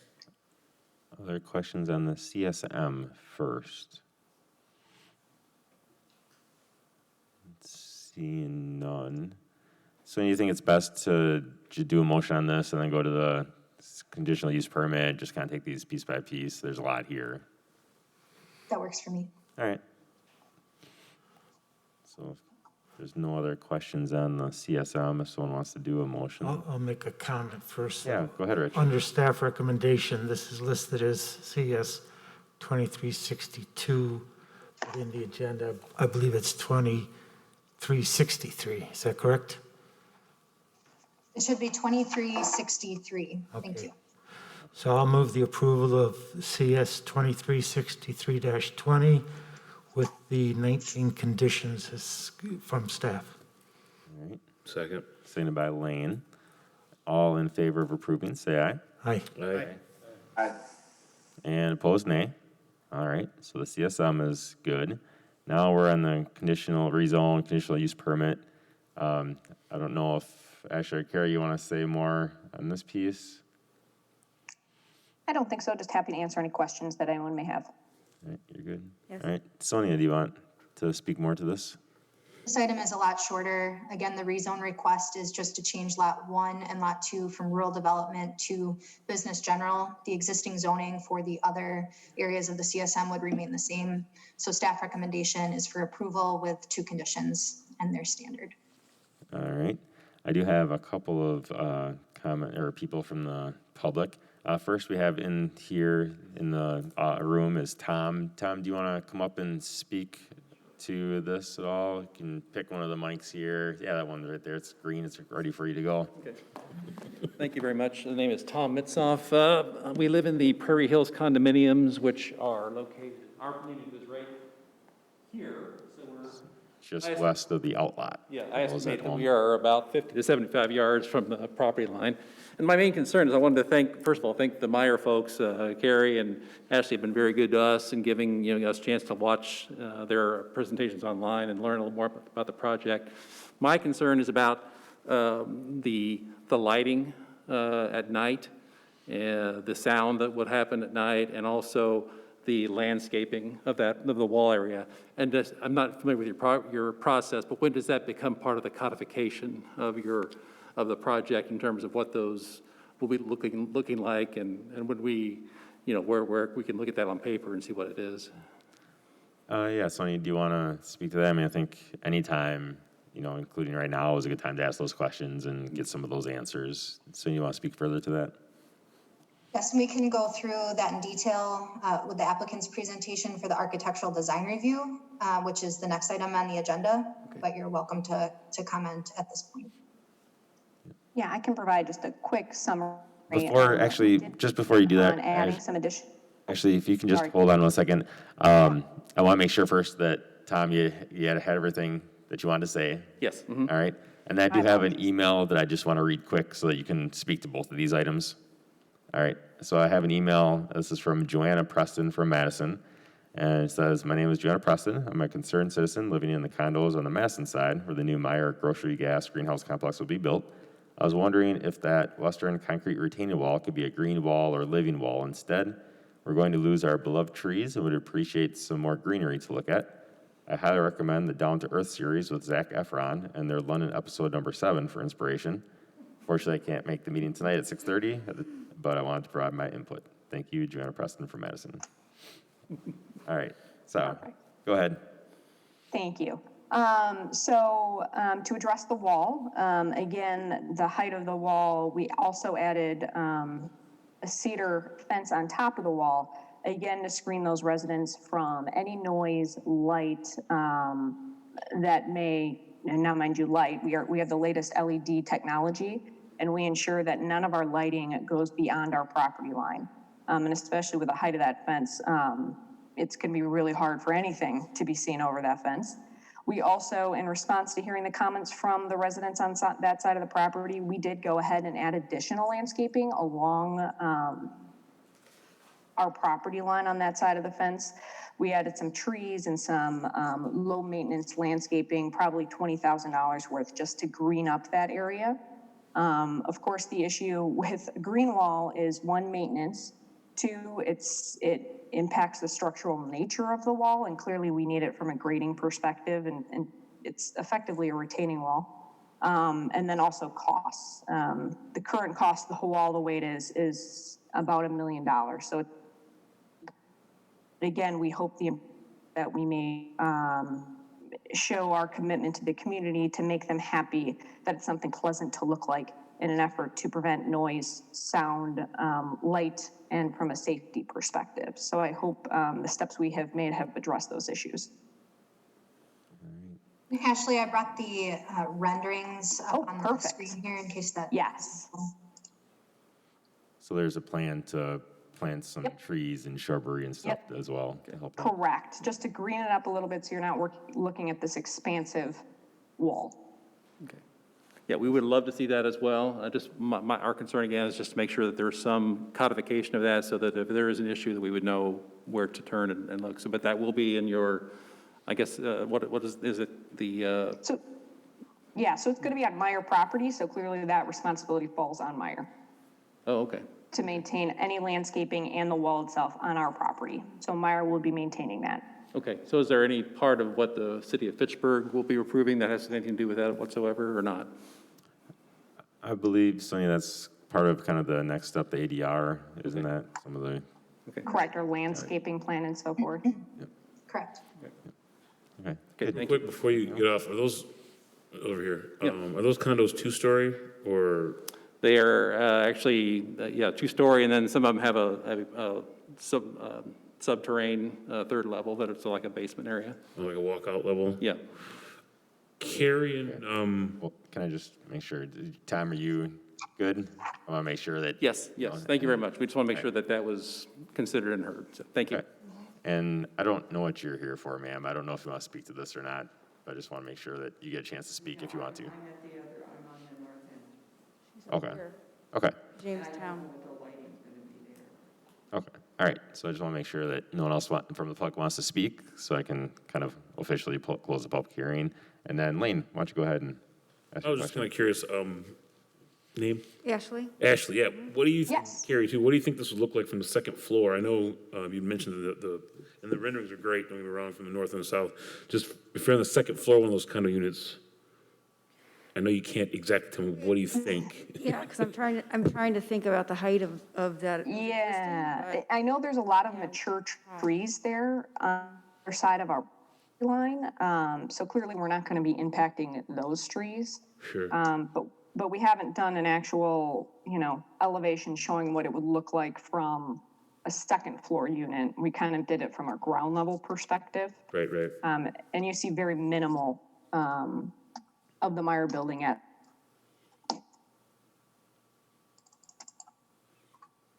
Got it. Thank you. All right. I was just going to say, there's a very large elevation change from the top of the hill. Ma'am, we need you on a microphone, actually, but people online can't hear anything. There's a very, Angela Klein, I live with Tom at 3130 Dorchester Way in Prairie Hills.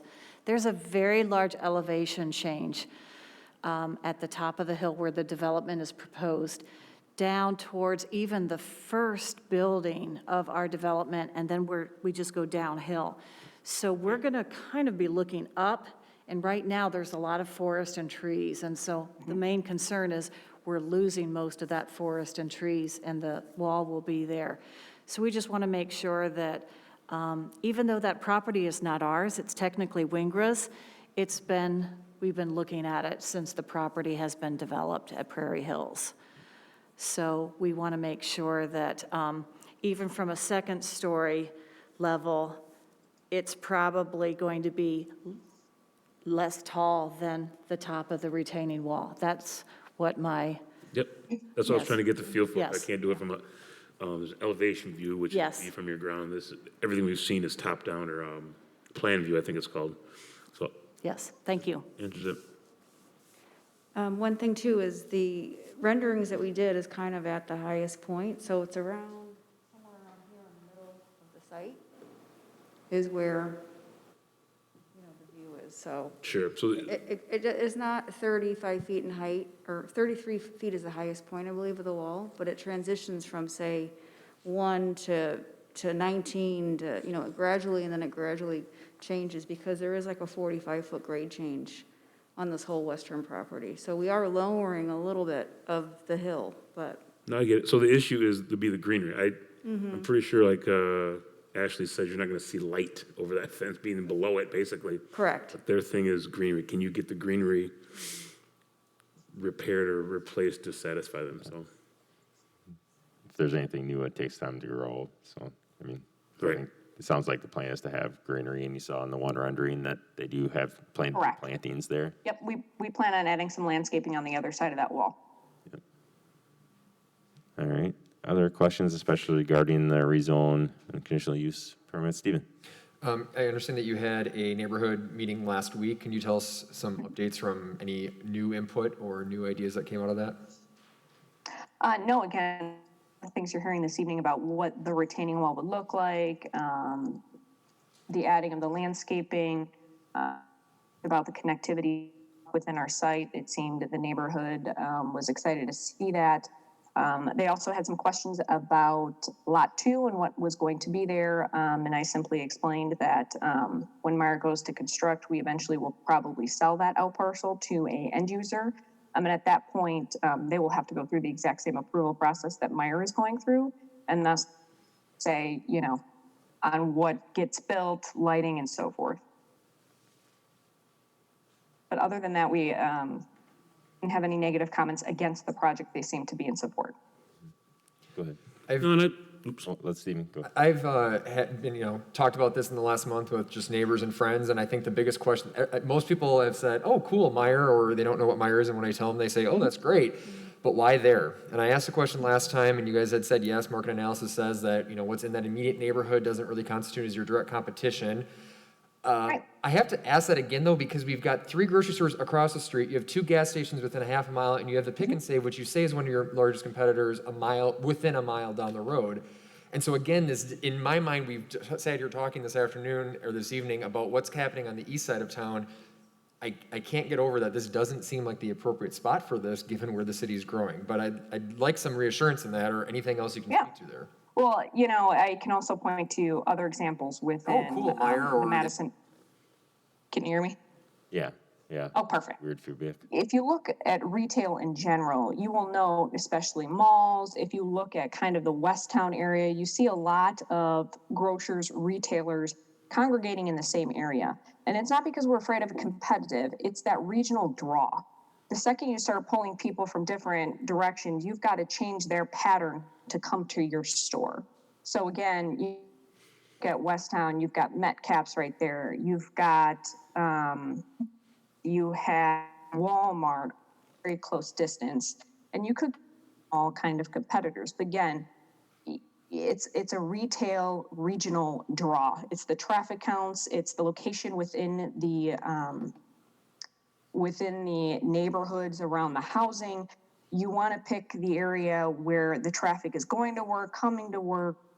So we look at 100 different metrics, but even though it may seem not very intuitive to locate right next to your competitor, it's actually advanced kind of get sales off the synergy of the retail node as a whole. I know it can be kind of complicated, but we've done numerous studies, and we feel confident and successful at this. I think I've heard the same thing about gas stations, where if there's one and then someone builds in a gas station on another corner, then On multiple sales of the corners, first one actually. they sometimes go on every single corner. Which might be great for the business, but I'm going to go back to, we've got a whole bunch of people going in on the east side of the city with no real amenities in that area. So again, it just doesn't, and maybe there's room for improvement. I guess, how close do you usually place your stores? What's your radius per store?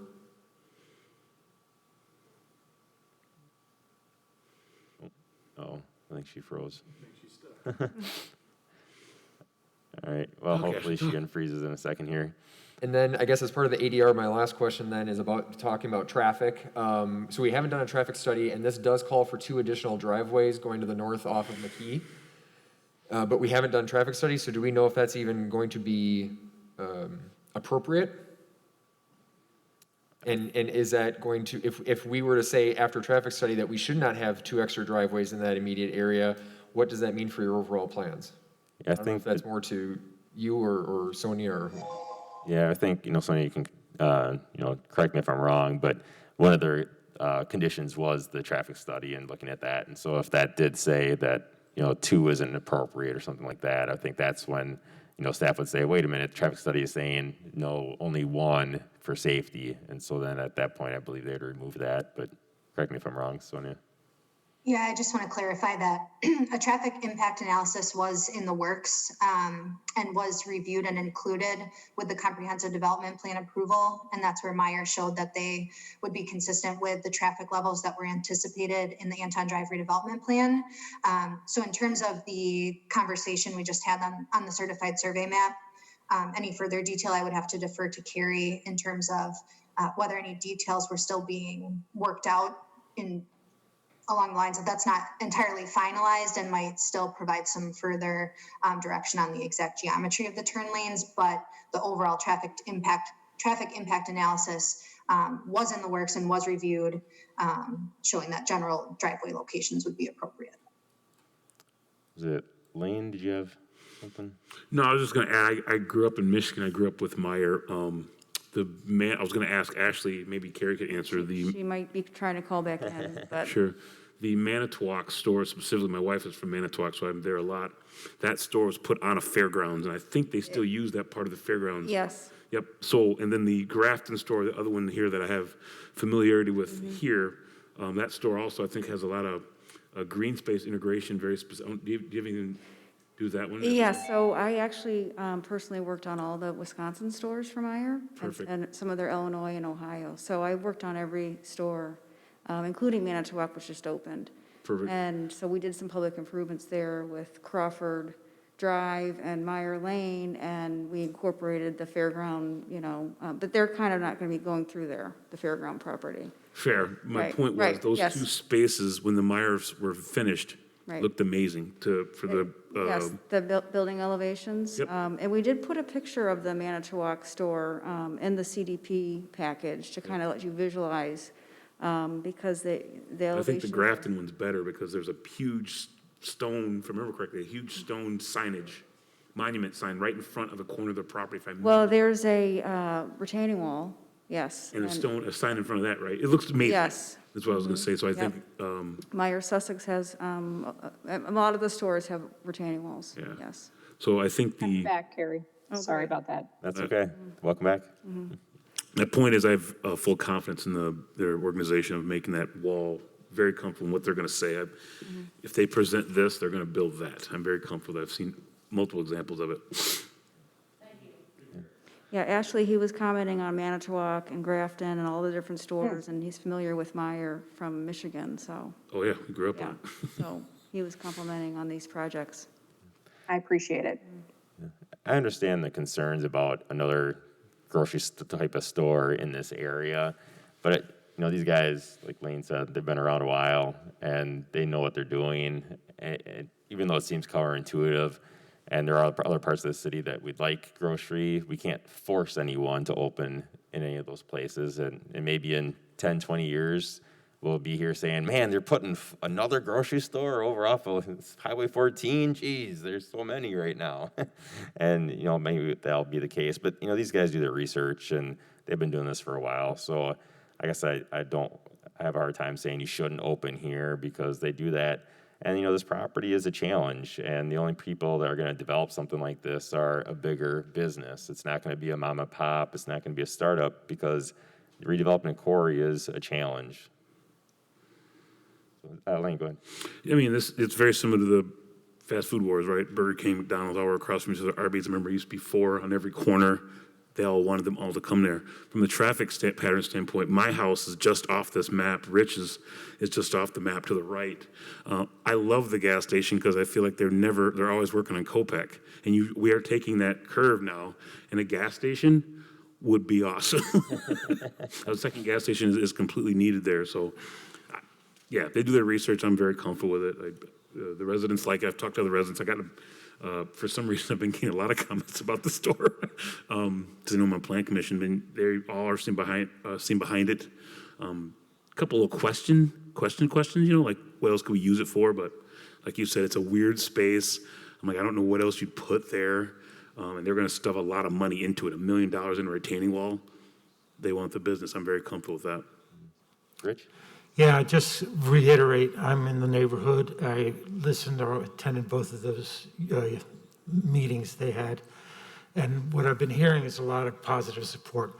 The gas station I'm excited about because, Quick Trip is just buying a lot of the other convenience stores they announced a while back. I think it was like the BPs or whatever. They're Stop and Go.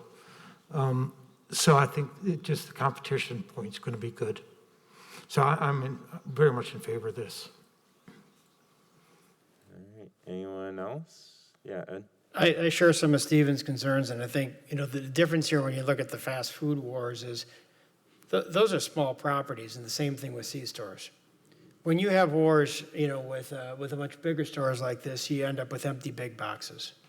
And when that happens, someone wants a reduction in their assessment, and then everyone wants a reduction in their assessment. And that's what I'm concerned about here. I'm not concerned about the convenience store, but putting a Meijer here right across from Target, there's so much grocery in the area as it is. I don't question the analysis that Meijer has done and that they're going to be successful, but someone else isn't going to be. And then, we're stuck, or City of Madison stuck, or Verona, whoever it is, one of the pick and saves is gonna go, something's gotta give here. There's an awful lot of grocery. And when I go into the grocery stores, they're not that busy, those parking lots are not that full. I think we're setting ourselves up for a problem here with this. And I guess, I wasn't at the last meeting where we talked more about the comprehensive development. That probably would have been the time to voice the concern, but I'm voicing it now for what it's worth. I appreciate your concerns. I think looking at the bigger picture is what we actually bring to your community, the additional jobs, the tax revenue. It's better than, a vacant piece of land sitting out there. Our community investment, with any new development, there's a chance a competitor or some other company will go out. But it's capitalism at its finest. We think we're going to be successful. And you look in parking lots right now, grocery stores, we are an essential business given the current economic climate. People don't want to go to multiple stores to shop. They want a one-stop shopping. We've been very successful, and we hope we can bring that to the city of Fitchburg. All right. Anything final for at least the rezone and conditional use permit? Otherwise, if someone wants to do a motion on those two anyway, and we'll get to the ADR next. This is 236120. Yeah. I make a motion to approve RZCU 236120 with the Two conditions. two conditions as staff laid. Second. All right. Seconded by Ed. All in favor, say aye. Aye. Aye. Aye. And opposed, nay. Nay. All right. I believe that is approved. And let's see. Do we also need to do RZ, Sonia? Or no, CU, TU3.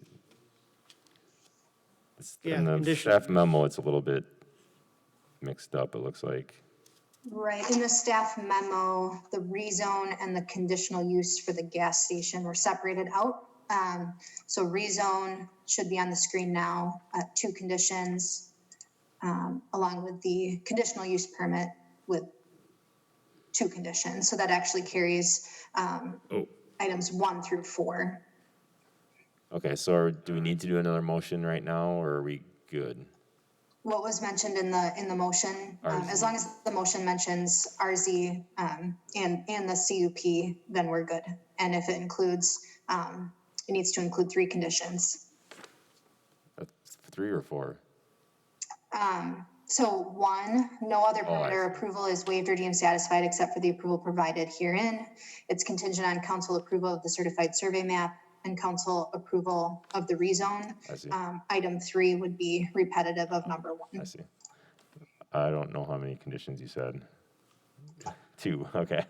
Yeah, so I think we So- just acted on the RZ, we didn't act on the conditional use. All right, so yeah, if we want to do a motion on that conditional use permit, then I make a motion to approve the conditional use permit associated with RZCU 236120 with, and one condition.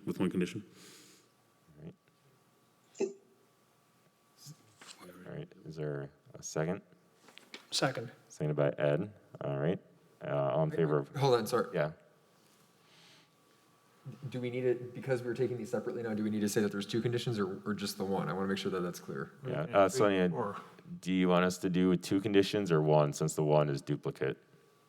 Yeah, Oh, we're since you're doing them taking action separately, you should do both of these 2 conditions that are shown on the screen. Would you like to change that to with 2 conditions? 2 conditions. All right, with 2 It says 2 conditions. conditions as stated by staff. All right, Ed, you're okay with that? All right, so the conditional use permit with 2 conditions. All in favor of approving that, say aye. Aye. Aye. And opposed, nay? All right, then that is approved. All right, let's talk about the ADR. Carrie or Ashley, I don't know if you want to speak to the architectural design review piece? Just some high-level comments. Meyer has worked very closely with staff. We've added a significant amount of upgrades compared to our base elevation. I can tell you we've added $1.25 million to our elevations of both the main store and the gas station. We added some additional limestone elements to the front of the main store building pursuant to staff request late last week. We also added some masonry wraps to the gas canopy columns. We added some vertical elements in an effort to do a better job of holding the corner by the gas station. We also increased some landscaping towards the front of the store in an effort to obtain staff approval. I think we worked really hard to appease all those requests, and we hope the Planning Commission agrees. All right, Sonia, do you want to speak to the staff report? Sure. So this item would be the architectural design review or ADR approval for site and structural development. It would encompass the 2 buildings, the Meyer main store, as well as the fueling station and the site improvements. Ashley's correct, and we have definitely been on Zoom a lot and have had a lot of meetings and emails and conversations working to improve the project together. And I think I would definitely agree we've come a long way.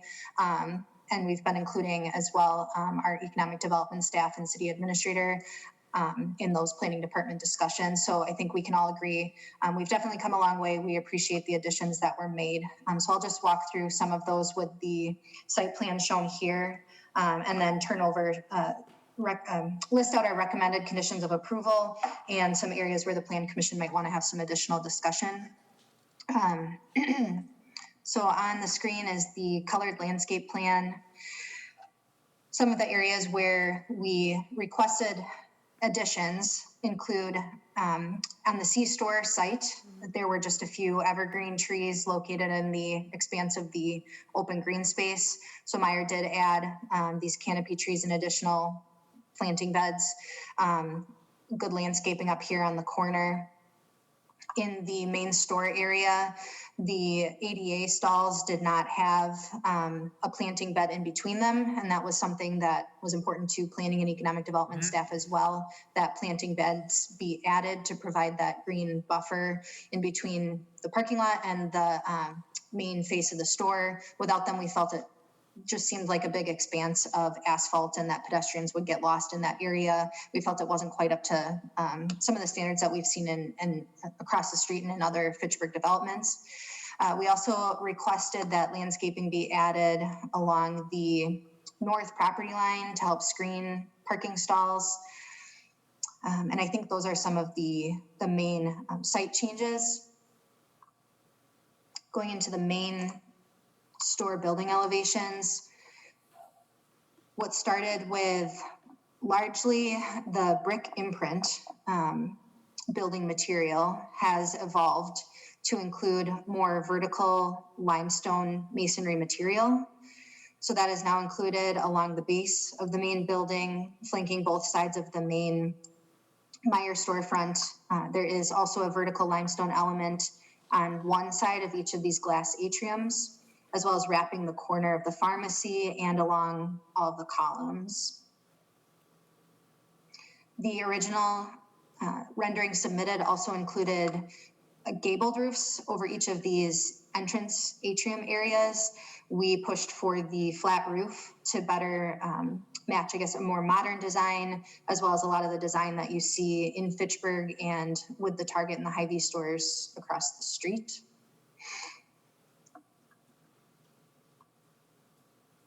You can also see the wrapping around the pharmacy corner here with additional limestone elements.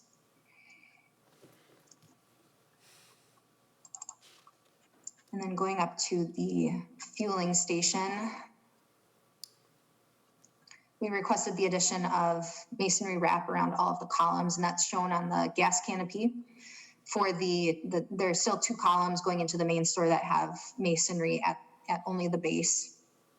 The building height of the fueling station was also increased. I think in the original submittal, it was actually a bit lower. The building was a bit lower than the gas canopy, so that building height was brought up. And we also requested the addition of a tower element on one side, which I'll go into in a minute. And then the dumpster enclosure in the trash area does include that same matching masonry material to match the building. Same building, just with a different artistic rendering, as shown from the intersection of Fitrona and McKee. Another change that staff requested that's included is the monument sign, and that would not be specifically approved with this application. It would be left to signage permits, but they did come in with a more highway-oriented traditional pylon sign with just the bare steel columns, very tall sign. I don't know if it went all the way up to the 25-foot height maximum, but we requested a more decorative monument-style sign without the poles and to include that decorative base. So that does include that higher level of masonry in the sign as well. I will go to the recommended conditions of approval first before pointing out a few more areas to discuss.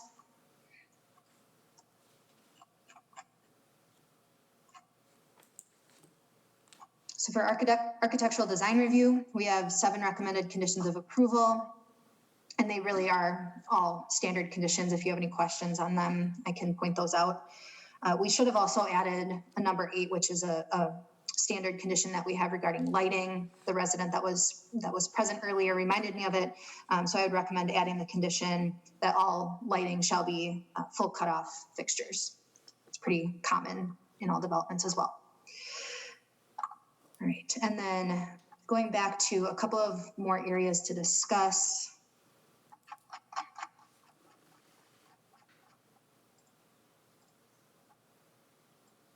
Just give me 1 second.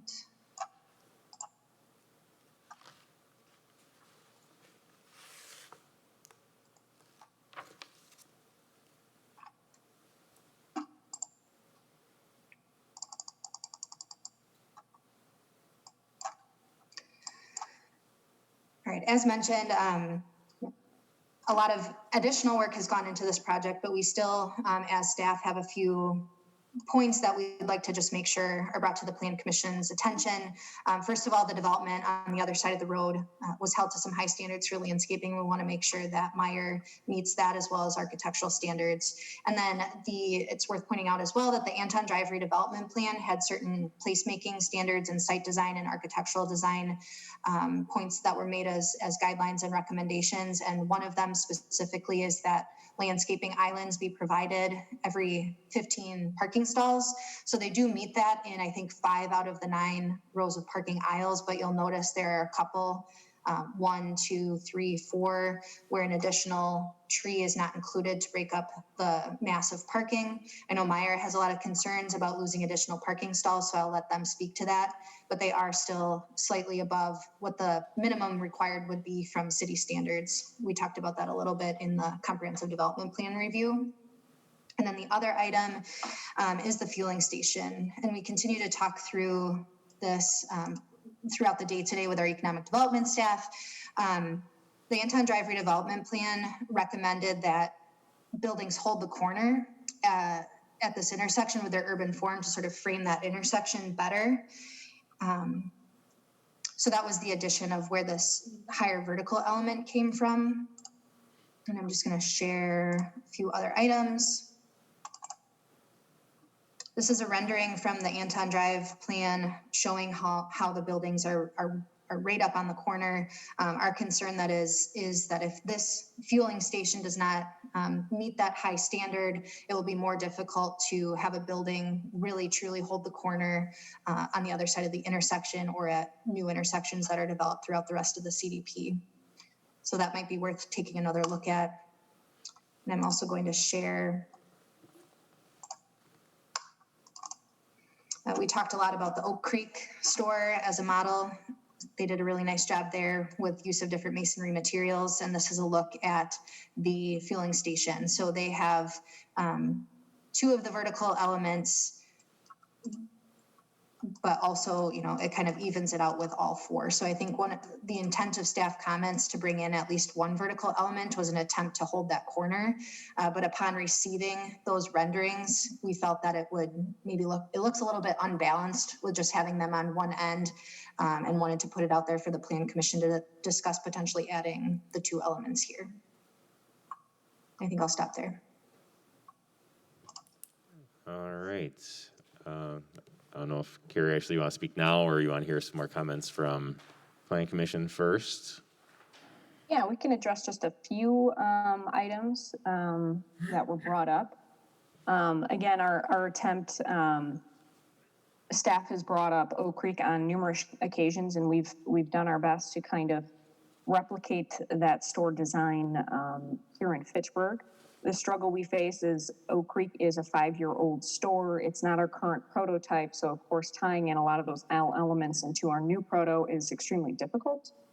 In addition, you know, Oak Creek had significantly less site work issues. There was no retaining wall, there was no underground stormwater pond. So again, we were able to financially do a lot more upgrades to the building. While here at this site, it's almost, it's extremely difficult as our costs are quickly climbing. So we did our best to kind of meet in the middle with staff to try to give them the Oak Creek look, but understanding that, you know, we're kind of at the point where this site is getting extremely cost prohibitive, and adding potentially 2 more columns or height to hold the corner will be an additional $125,000 hit to our budget. So it's not cheap. It requires significant design to kind of make our current proto work with those towers. In regard to landscaping, my team did a quick analysis because I know we've talked a lot about Target and Hy-Vee. I guess the closest comparison would be probably the Target site. The Target acreage is around 14.97. The Meyer site is around 14.94. Based on our calculation, the total green space percentage at Target is at 14.9%, while as of today, Meyer is basically proposing 19.13%. So we feel we're actually going above and beyond the green space requirements, even though we don't necessarily meet the landscaping within the main store parking lot. We also did an analysis of the front parking lot, and Target had green space of 16.51, and we were just slightly below at 15.48%. So I think Meyer's done a really good job, given the super tight constraints that we have, trying to meet the intent of the Anton development plan and trying to make the city happy. All right. Planning, unless you want to say something, Carrie. You're good? Ashley, did you want to mention a little bit more about if we were to add any more green space that we would actually, Oh, yeah, yes. we would lose a lot? Yes, if we're looking at potentially adding more green space or potentially additional landscape islands, it impacts our parking stalls. And kind of given our recent conversations about the importance of e-commerce, kind of managing traffic flow, we're very concerned about potentially removing additional parking stalls. We've already kind of conceded and gave up, I think, 6 parking stalls last week. We're now down to 455 stalls at this site. Comparable, I can tell you, at Oak Creek, that is a larger store. That's actually a 190,000 square foot store, and we have over 700 stalls at that site. At our Wauwatosa location, that's a similar store size of just under 160,000, and that site has closer to 600 parking stalls. So as you can see, we're already, going below 500 gives us some serious heartburn. 455, any more beyond that, we're going to have concerns about being able to manage traffic flow, e-commerce, buy online, pick up on store. We're just going to have some real concerns about managing traffic. All right. Comments, thoughts from planning commissioners? Ed? All right, so I supported the certified survey, the rezone, because I think both of those things make sense for this property, regardless of what's going to happen in the future.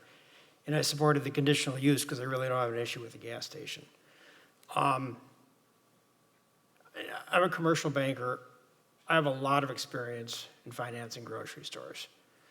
And my concern here is, while I appreciate what Myers brought forward, and I appreciate that this makes tremendous sense for them to have a regional grocery hub on the far west side of our city. We have to look at whether this makes sense for us and what it's going to do to the smaller and more local grocery stores, such as the Pick and Save on Fishhatchee Road.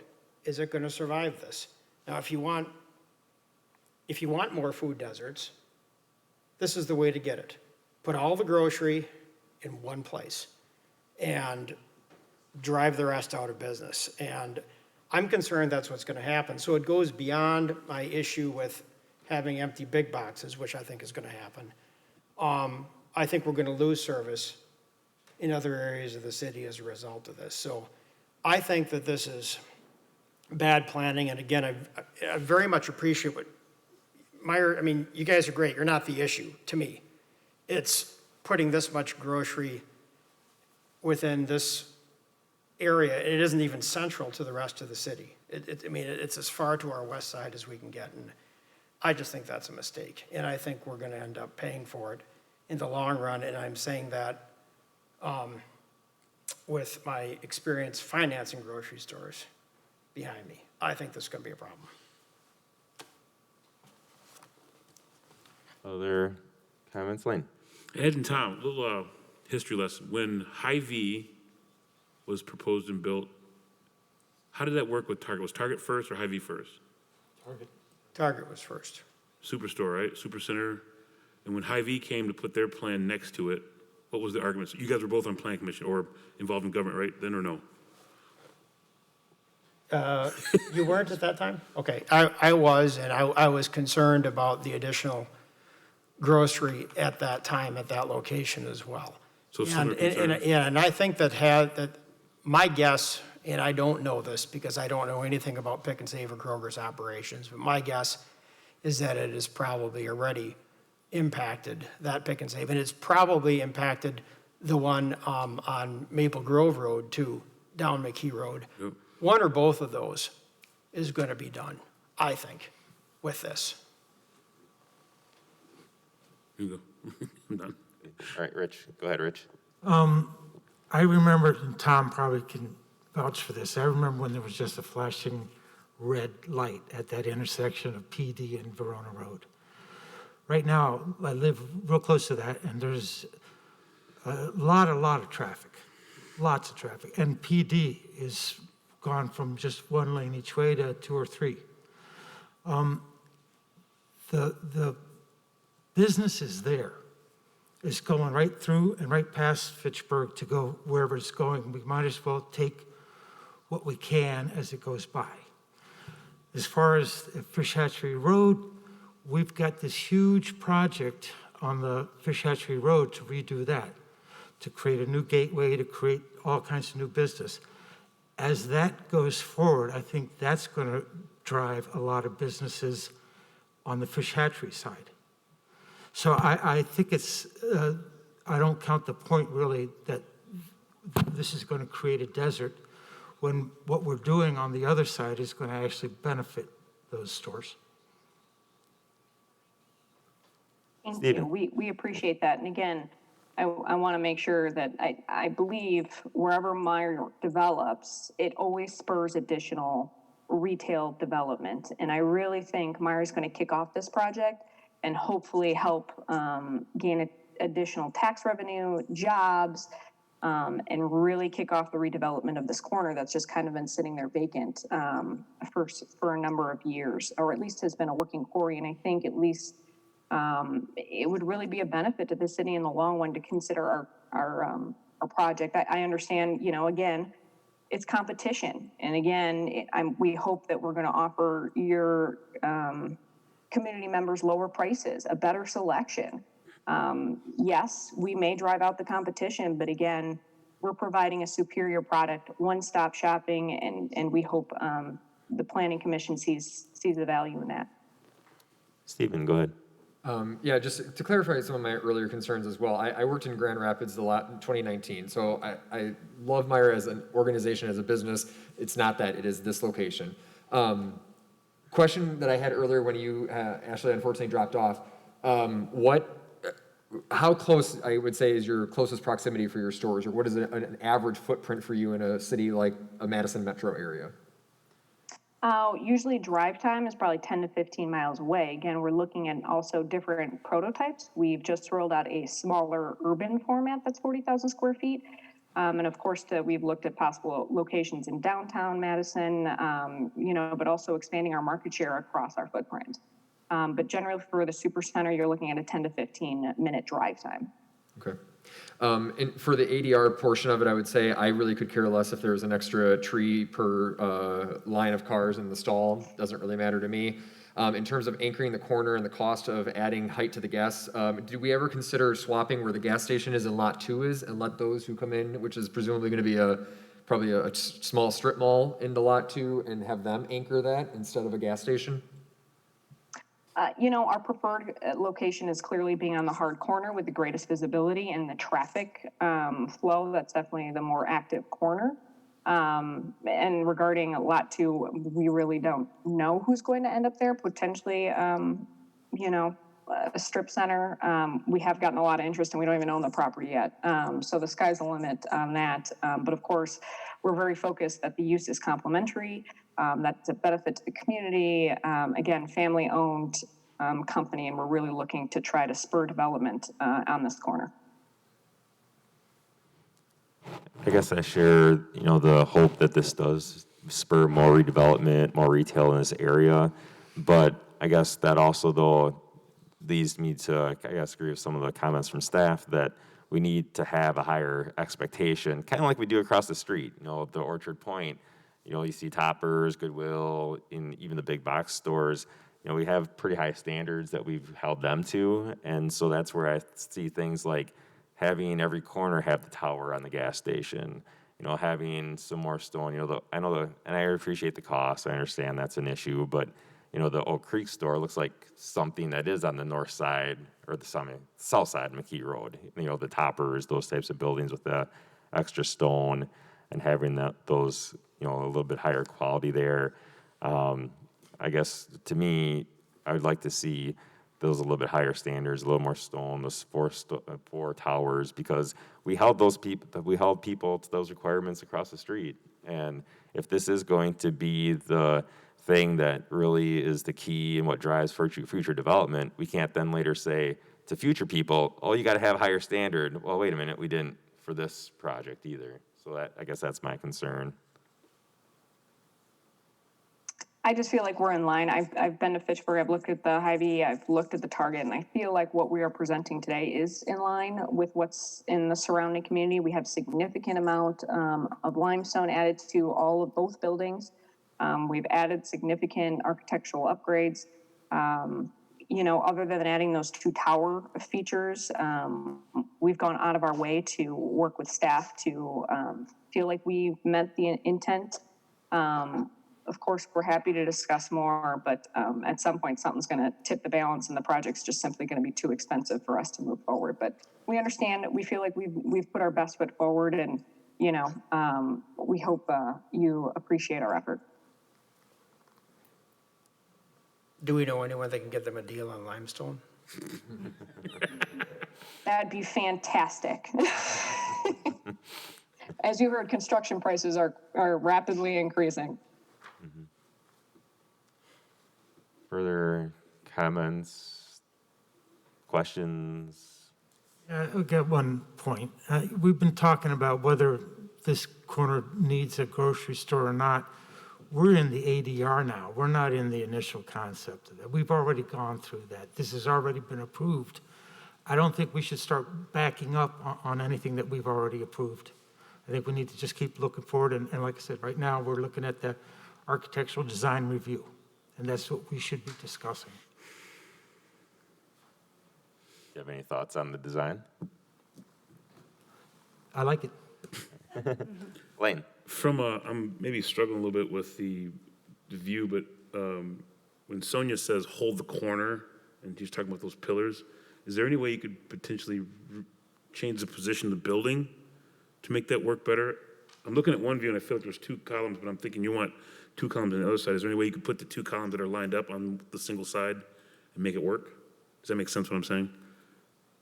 So you want them on McKee Road instead of on Fitchburg Road? Is that what you're saying? Sort of. I'm a little confused on what the term holding the corner means in relation to the columns. But as I look at this drawing, right, there's 2 columns from that view. If you look from the west elevation, and then from south elevation, it's 1. So I'm assuming that's this side. Could we turn the gas station to make the columns work where it holds the corner, or am I just not understanding what hold the corner means? So maybe you want to speak to what you think hold the corner means? Yeah, and I think the comment gets at the difficulty of getting a gas station to really hold that urban form. And so again, credit to Ashley and Carrie for having this discussion multiple times. And I think we've tried to find different compromises. So holding the corner truly would have like that shallow setback, almost along the lines of what you might see in a smart code area, though not quite that extreme. And it just really frames that both faces of the intersection along the public streetscapes, and makes a more inviting entrance into what the Anton Drive plan calls for, which is that more just urban placemaking form. So in trying to be true to the Anton plan, we talked about a lot of different things, including swapping the fueling station with Lot 2 to allow the future commercial potential strip center to better hold the corner. We talked about adding a masonry wall, which we actually haven't touched on yet this evening, but Meyer has agreed to add like a 3-foot tall masonry wall to, again, just provide that mass. It was an effort to try to compromise. And we also did throw out a few other gas station examples where the development was just done totally differently and the building almost L shapes an intersection. So one of those examples is a BP in Brookfield, Wisconsin. So all of those different options did not quite work out. So then we were left with the suggestion to increase the height on that corner to give it a better mass and a better feel. And then upon receiving the rendering, we appreciate the change. Just again felt that it would look more balanced if all 4 corners matched. On the staff perspective, of course, we're going to push for the highest level of design that we can achieve and try to stay true to those Anton plans that were approved. This building will be here a while, and it will be should be an inviting aesthetic into the rest of the development there on the north side of McKee, ultimately up to the Plan Commission. And I think, in some ways, the Anton Drive plan, if you do the plan, you'd like to try and stick to that as much as possible, which is and part of the reason why I didn't like the senior housing project is because that's not what was originally planned for either. And so, I think in some respects, you have to, there's a lot of time and effort put into that Anton Drive plan, and some things were put in there for a reason. I understand there's challenges to that, and I appreciate how far Meyer has come and, the things they've done so far, but you do have those plans for a reason. If every time you do something, you say, yeah, it doesn't matter anymore, then why are you even doing the plan in the first place?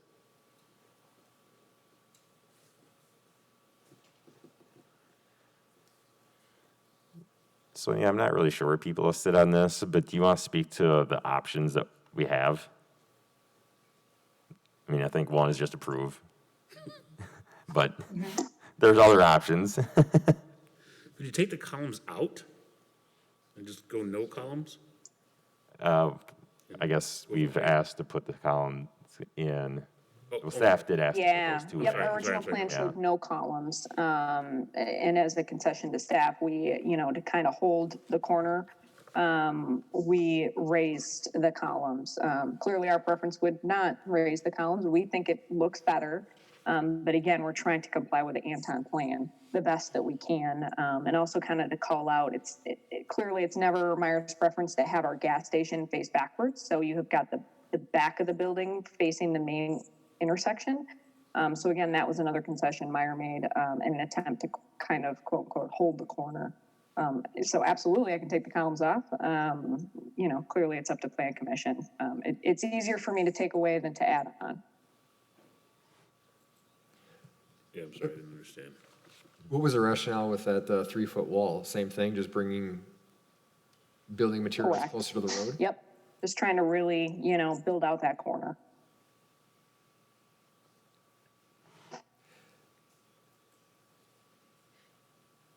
And I'm kind of fine either way, just because I feel like in all of our new development, everything has to get as close to the corner as possible. And guess what happens in 10 and 15 years? You want to put in a turn lane or a wider intersection for semi-traffic, whatever it might be, and you're tearing stuff out. So I appreciate what the Anton Drive, plan had called for, but I'm fine, I guess, no matter either way you go with it. Tom? Did either one of you down there go to the neighborhood meeting that was held? How was it received? And they even commented that they heard back, I think, from Jeff Rollinger, that who sent an email or whatever, that they liked it. The questions, most of the first meeting, most of the questions were from the Madison side, actually. And there were some comments about the pond that's there, and the pond is basically just an area that collected rainwater, since there's been all that work there. But it was pretty positive. There was an alder that brought up, who represents that area, that brought up the jobs and the number of jobs, which I thought was important. It's interesting, this isn't just used by Fitchburg people, of course. It's used by Madison blew up Target. People from Madison blew it up, along with people from Fitchburg. When that was built, I can't tell you how many people from Madison said, Tom, thanks for the Target store. And that was a situation where it's just not Fitchburg people. I think the two planners that talked about on the east side of the city, we need a grocery store. I think they're right on. We need something on the east side. We need something on the east side. And I think in my heart, with Terra Vesta too, it's just probably a matter of time. It's just a matter of time. It's going to come. I'm catching a lot of flack for putting another grocery store too in the same spot. But it's interesting, Target came first, and we went super because of another grocery store in Madison that closed down. So they went super. That was never going to be a super Target over there. That was going to be just a regular Target. And then they went super because I can't remember, but there was a store that closed down. There was a Century across from Was that it? Home Depot. Yeah, there was a grocery store that went down with Super. And there was a Cub also. And mayors in the past have added to this over there, which has been good. I mean, they've added to it. You've got the corner, I think, was I want to say the credit union over there and Target. That's about what we started with. Right. To a degree, that's what we started with. And not only others in the past have added to it, but kind of what's driving my bus on this one is the employment, that side of the street. You know, it's interesting, you get so many comments from Jamestown about that the library was built in the wrong spot, that they don't have anything by their side of the street, which I understand. I mean, some of the comments in the past, I'm not saying lately, in the past, you know, a youth center can't be the heart of the city, it has to be on the Jamestown side. Well, then my comment to that is, what about people in the heart of the city or on the west side? You know, on the east side, excuse me, on the east side. So you hear these comments going hand in hand, but you know, it's what I'm struggling with here in this one is, yeah, I think really it sounds like to me, from what I'm hearing from the mayor and staff, that they really worked with the city to make this happen. It doesn't sound like an easy project. It doesn't sound like a retaining wall is just going to be slapped up. It sounds like a whole lot of thought is going into it. And so,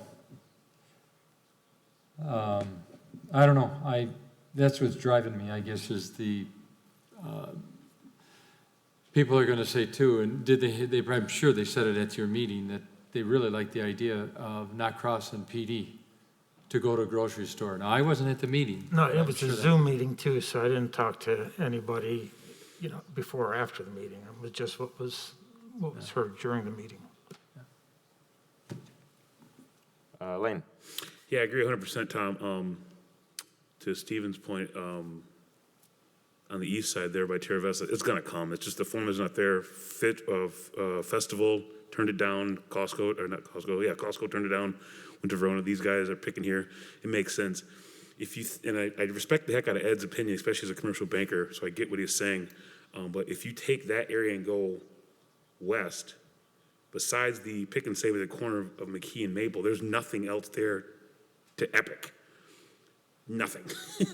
And what their location totally makes sense to me because they're all coming there. The Alder you're talking about, we kind of had a discussion about that as well. What he wants to see there, I don't see them having the budget to work with a quarry site. Like like you said, that retaining wall, that's not something that most companies could just throw up and provide that protection to the Madison side of the city, right? And I love the ideas. I see what he's saying, but in my head, getting this to drive the open lot 2 could be the gateway to the other things that Alder's looking for. That's the kind of way I'm seeing it, because that's a huge piece of property for the things that he's proposing, and I don't see that happening. I'd much rather have the tax benefits immediately. And like I said, that whole side west, even go down south. From there south, there's no other grocery store there, so it totally makes sense to me. As for the holding the corner thing, I'm still a little confused on it, so I don't know if I should fight for it or not, but I'm for everything except that, and that's just mostly because I'm confused. I got one last thing. No, never mind. All right. Stephen? I did have one other question that came to mind when you said Lot 2. In the meantime, while Meyer is built and operational, but Lot 2 is sitting there, does this ADR cover any of what Lot 2 will look like in that interim period? Good question. Lot 2 is going to have to come in for their own approval, so they will have to go through this exact same process like we are. So you'll have a say on what the building looks like, landscaping, all that fun stuff. Sure, but I'm saying that that could sit there presumably for another couple of years, and I'm just wondering, is it gonna look like a mini rock quarry on that corner? or No, what do we're gonna you have- maintain it, grass it, it's gonna look nice, but I can tell you already, I've had numerous users, contact me about wanting to buy it, so I can't imagine that, there's a high demand for it already. And I don't even own the property yet, so I don't anticipate it's gonna sit there very long vacant, but we do plan to maintain it in the event it does. So this is like something like a grass field that they'll mow and maintain. Because I'm just now. picturing the way it It'll looks just right be now. If grass you and just we'll mow it. build what Meyer's planning on build and leave it, it's gonna look like crap for everybody driving by and coming into your site. So I just wanted to check if that was part of Nope, the it's ADU. gonna be green space and we'll make sure it's maintained and looks nice. Do you remember what Fleet Farm looked like before festivals? Or that was just a grass field with two roads that kind of dead ended at the beginning of it? Anyway, that's what it'll kind of look like. It was the commercial site, and there'll be dead end roads and kind of flattened out.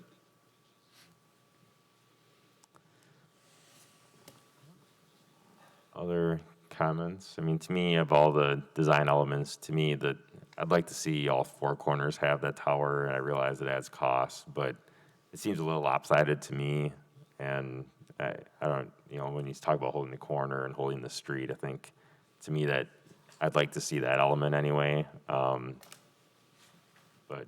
those other ones I'd like to see, but that's the one I think out of all the things that I'd like to see the most personally.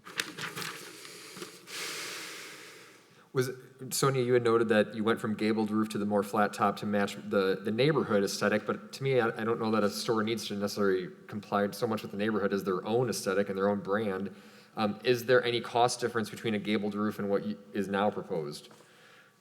Because to me, what I'm getting at is I'd rather have those two main entrances be a gabled roof if that's cheaper to be able to put in your four corners on the gas station if there's any kind of give and take here. Actually, gable is more expensive. So we went in with kind of a higher, thinking the city would be happy with the gable roofs, and actually it was a cost savings for us to go with our prototype flat roof.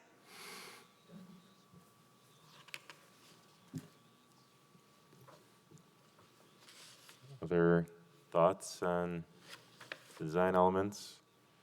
I mean, I'm happy to hear stuff like the wall and the lighting and all those concerns are out there, so I'm happy to hear that all those things are happy. And if you want to look at Zac Efron's little episode, you can do that. You might not know this, but I'm frequently confused with Zac Efron. Why are people laughing so loud on that one? Are you confused who he is, or? I'm actually known as a better looking Zac Efron. We run too late, let's be cool. What if it was three? Do we want? Let's go ahead, Steven. I guess, does anyone else share the mayor's feelings on stipulating that there needs to be 4 points on that gas station? Otherwise, I'm kind of indifferent to it. I'd like to get to some consensus and get a vote going, so what? I guess I would agree with Aaron that I think having the 4 would make a lot more sense.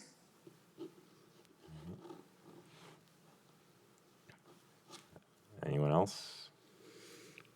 As I'm looking at this, would 3 make the compromise? Since we're just trying to hold that corner, or? That just seems really weird to only have Okay, one fine. corner. Fine, I'm with Aaron, 4. Pizza. Other people at all? So was that the yes to 4 or 2? I'm indifferent Or like Steven, 0. but to move on, I'll say 4, because it seems like that's where we're all going, heading that way. All right. Anyone else? I don't like to go down and call on people. But Is there any way we could compromise and potentially pull some limestone off? Again, kind of like I said, adding each tower is a significant design change.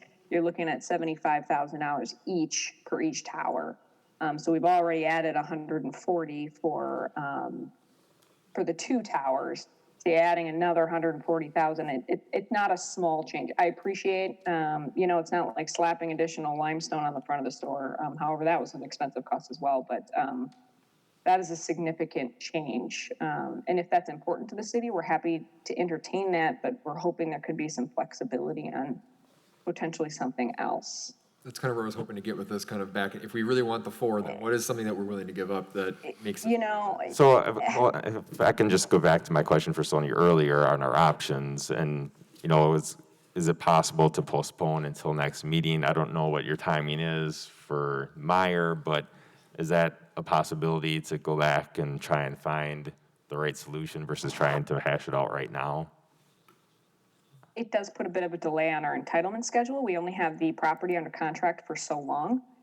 So clearly it kind of puts a hindrance on our schedule a little bit. I think Sonia had our previous elevations that we showed with without the towers. I'm not quite sure if, you know, again, if the commission feels the need for the towers. We feel the kind of the flatter roof is a little bit more modern, and what we originally presented with the upgrades satisfies the intent of holding the corner. We think it does look a little bit goofy with the two towers, but again, it's a cost issue for Meyer. You know, we feel like we've really met a lot of the requirements with the Anton plan, and it's a big hit for us to do the four corners. Again, our priority was the wall, adding landscape to the back of the wall, adding landscaping within the store, adding limestone so it's consistent with the Target and Hy-Vee. We agree that the towers look goofy. It's not our prototype.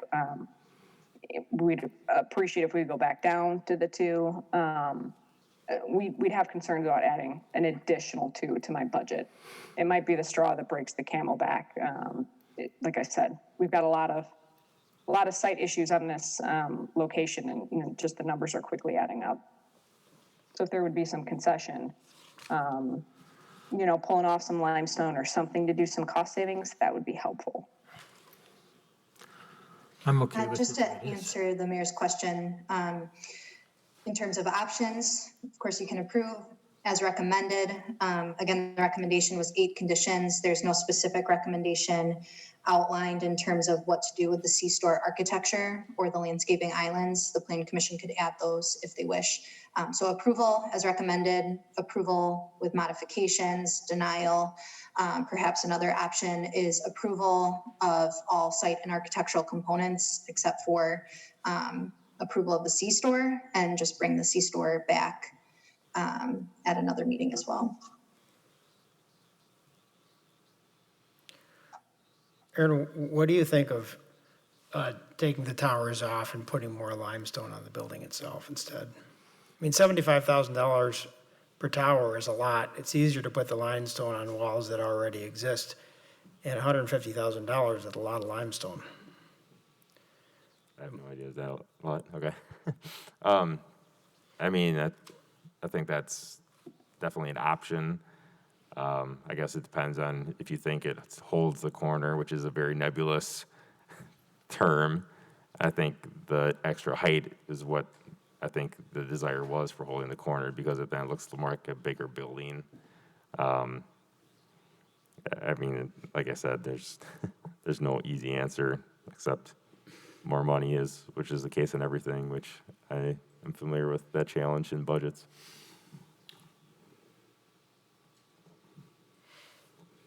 I don't know. To other people, do you prefer more limestone and no towers, or I don't know. I'll make one comment. I think a gable roof would look too residential. I like the flat. I also like just the way it's presented tonight, too. I don't think I'd be fine with just accepting it as it is with those 8 conditions. Tom? Is that a proposal? Definitely don't postpone this again. I mean, here we've been sitting here for an hour and a half talking, and you just don't do that to me. Blame me. Don't do this to me. You know, don't do that. You know, that isn't good for the applicant, it's not good for the planners, and let's just get going here with this thing. And you know, I will say that's one thing it's a double-edged sword, but it's also a lot of criticism towards Fitchburg that, you know, are the neighbors really going to know? Are people shopping there really going to know? Are we getting too technical here? Are people going to that store really going to pay attention to a column and a tower? And kind of like what Ed said, to make it a little more inexpensive for them, you know. I'm sure they have a good business, but at the same time, I'm not an architect. And I can remember so many times and so much criticism I've heard from builders that don't want to work with Fitchburg because of what they're doing. I have heard that more than once, and I know you have. I know you have. And let's try to get rid of that. Let's try to get rid of that statement. And, I'm even for moving it forward and let staff work with the store on maybe a compromise. And just leave it at that. In reference to the towers, as the mayor said. But let staff work with the towers, excuse me, let staff work with the applicant, and maybe they could come up with something, but let's keep going here.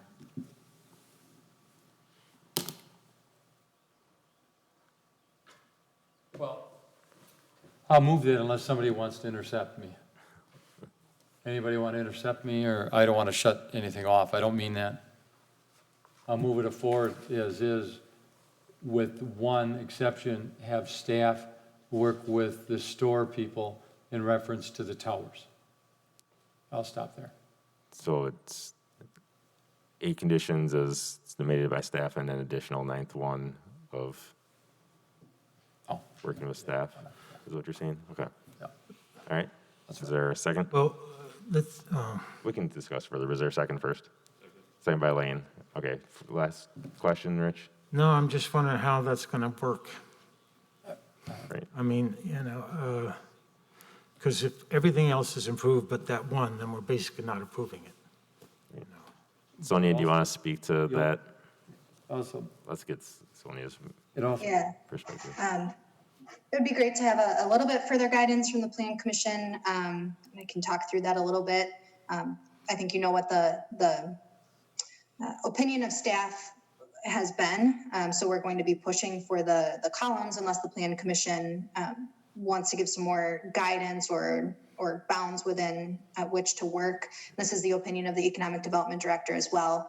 But perhaps the intent would be to, if staff is looking for the 2 columns, review some proposed compromise on other details with Meyer, maybe regarding the limestone, maybe regarding the 3-foot masonry wall. So I guess just confirm or clarify what direction the Plan Commission is going so that that we're on the right track. You could also modify the condition to say final C-store architectural approval by staff. If agreement can't be reached between the applicant and staff, then it shall return to Plan Commission for final approval. That might work as well. Further comments on the motion or direction? I mean, I guess, again, it comes down to, do you prefer to have 4 towers or 0 towers, and then work with the other elements to make that work? I guess if you would have shown me the original renderings without the 2 towers and said, does this anchor the corner, I would have said yes. It's a building that has 2 sides facing the 2 sides of a corner. So you know what I mean? If staff wouldn't have come up with this and said we've added 2 and now we look at it and we go, should we add 4? That doesn't really impact me whatsoever. It doesn't change my opinion. So you're saying 0 then? I could care less. I think it anchors it regardless. So I think staff has done.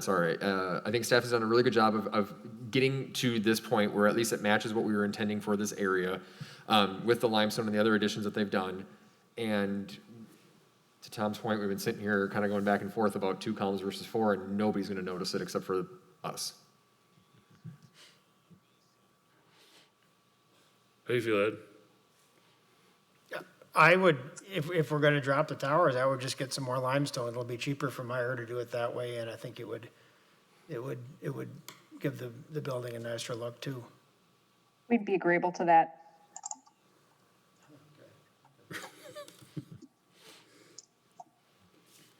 Sonia, what do you think if you brought the limestone maybe up to the top of the first floor windows or something like that? I like that suggestion. Right now, I mean, again, at Oak Creek, it's a broken record. We love the amount of stone and different types of masonry material that's shown on that building. And right now, if you removed the columns, I think this is fairly plain in terms of just the brick imprint there with the limestone on the base. And again, like I said, Ed, I like that suggestion. The goal here is to continue to push Fitchburg to a higher standard of architectural design and have that placemaking throughout our city that has developed sort of piecemeal over time. So you really feel that without the tower elements or something along those lines, we're not accomplishing that goal? I think it falls short of some of the other gas station examples that we've seen and the desire of the Anton plan. Yeah.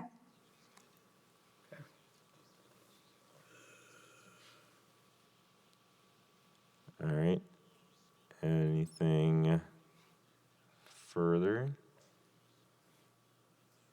I'm not sure where we're leaving this with that ninth condition. No, and I feel bad giving Right. staff no direction either. Right. But I don't think with the ninth condition is very clear yet.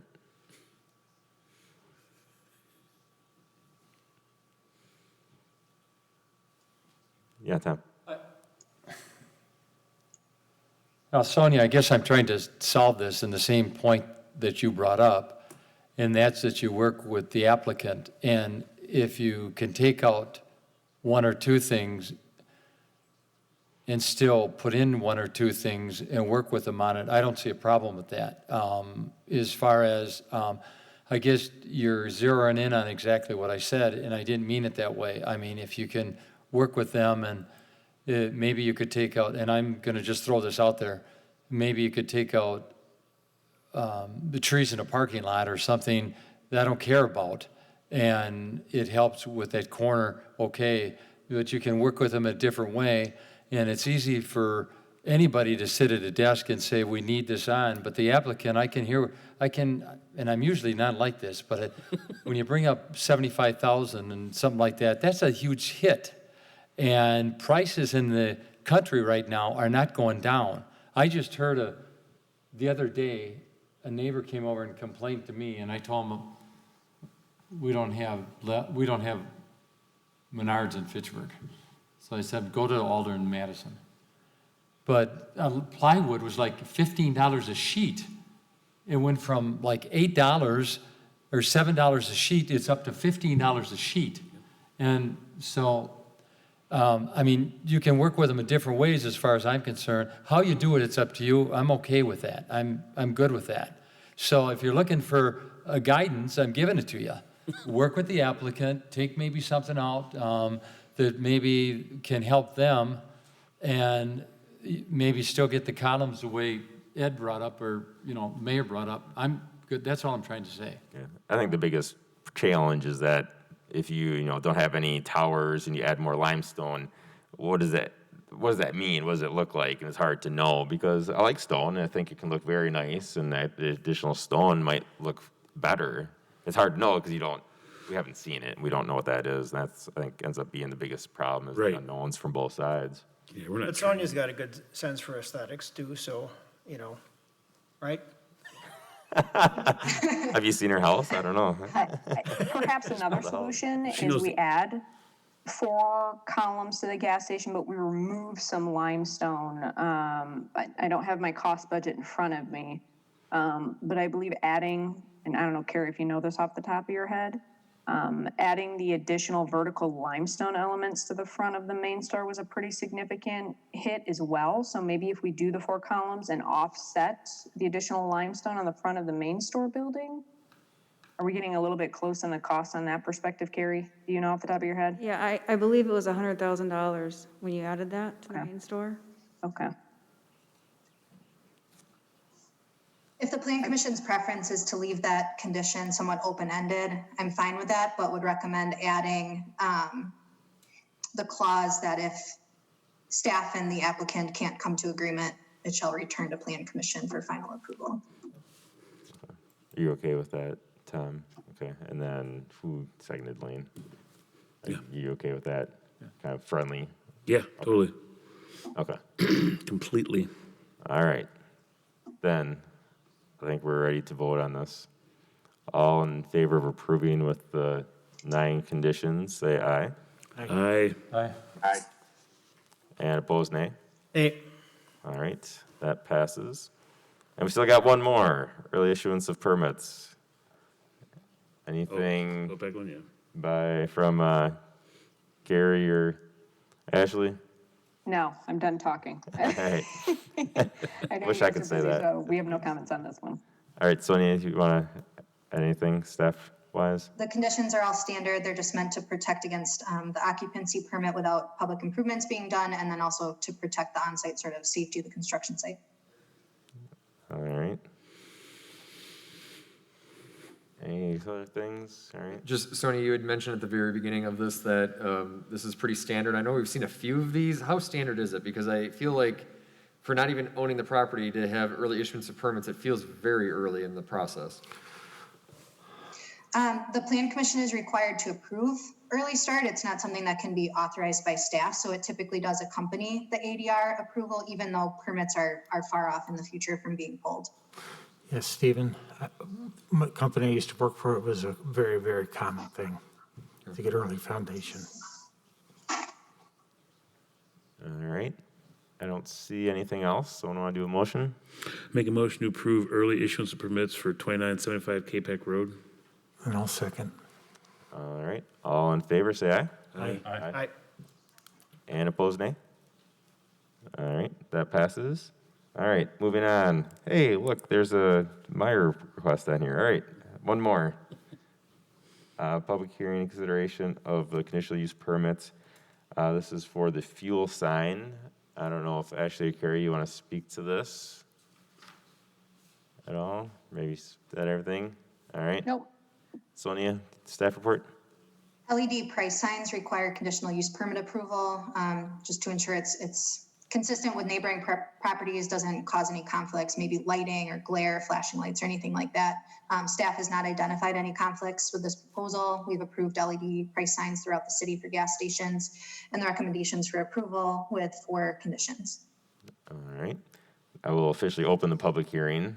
I don't have anyone from the public that wants to speak on this one, so we'll close the public hearing. And any further comments or anything like that? I know that Meyer's come a long way on the sign, and it looks really nice. So thank you for those improvements. I think there's 6 conditions, right? Not 4? Looks like 4 to me. On page 13 of the memo. Yeah, never mind. Yeah. All right. Any other comments at all? Move approval of CU 2362-20 with the 4 conditions. Sorry. All right, second by Tom. All in favor, say aye. Aye. And opposed, nay. All right, that is also approved. All right, thank you very much, ladies. Thank you. We appreciate your time. All right, going on to K. I don't think we have someone here to speak to that. So Sonia, do you want to speak to this one? Yes, this is the Highline Senior Apartments at the corner of Fish Hatchery Road and Traceway. The request is for a minor amendment to their PDD zoning, Plan Development District zoning. And this is just to remove 2 parking stalls. So my understanding is that they were removed as a result of some turning movements for the fire truck that needed to be accommodated.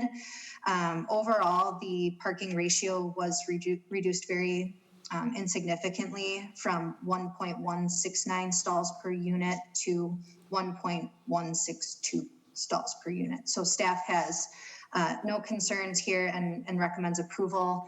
The applicant noted, just for your information, that this might need to be formally, or that this needs to be formally approved. That's why it's on the agenda tonight due to their WIDA tax credits for the project. Any questions or comments? Or a motion? I move to approve the PDD modification request for 2001 Traceway Drive. And I'll second. Seconded by Rich. All in favor, say aye. Aye. Aye. All right, that one's approved. And let's see, next one, Sonia. All right, 2 more items. This one is an easement, accepting a public bike path easement over in the Nine Springs area near East Sherrill and Lacey Road. So this would just accept easement for that required bike path. All right. Any questions, comments at all? So moved. Second. Seconded by Stephen. Motion by Ed. All in favor, say aye. Aye. Aye. Aye. And opposed, nay. All right, that one's approved. One more, Sonia. This is a public water main easement along McKee Road associated with the construction project there. Due to relocating a hydrant, it can't fit in the right-of-way. All right. Any questions? Question. Yeah, Tom. Sonia, does this impact the homeowners along that area at all, or in the neighborhood, or is this on the, pretty much in reference just to the city? No impact on any residential properties. This is just the city obtaining an easement for public water main, and it's in a commercial area across from the Quick Trip and movie theater on McKee. Anything else? Is there a motion? Move to approve resolution R14, is this 14720? Yep. R14720. All right. And I'll Second. second. Signed by Stephen. All in favor, say aye. Aye. Aye. Aye. And opposed, nay. All right, that was approved. Construction update, Sonia? Yes, we promised to get a little update on various construction projects throughout the city. So Lisa put together a really nice PowerPoint that I'll walk through. It'll go really quickly. It's just showing an update on the construction projects. So I will open that here.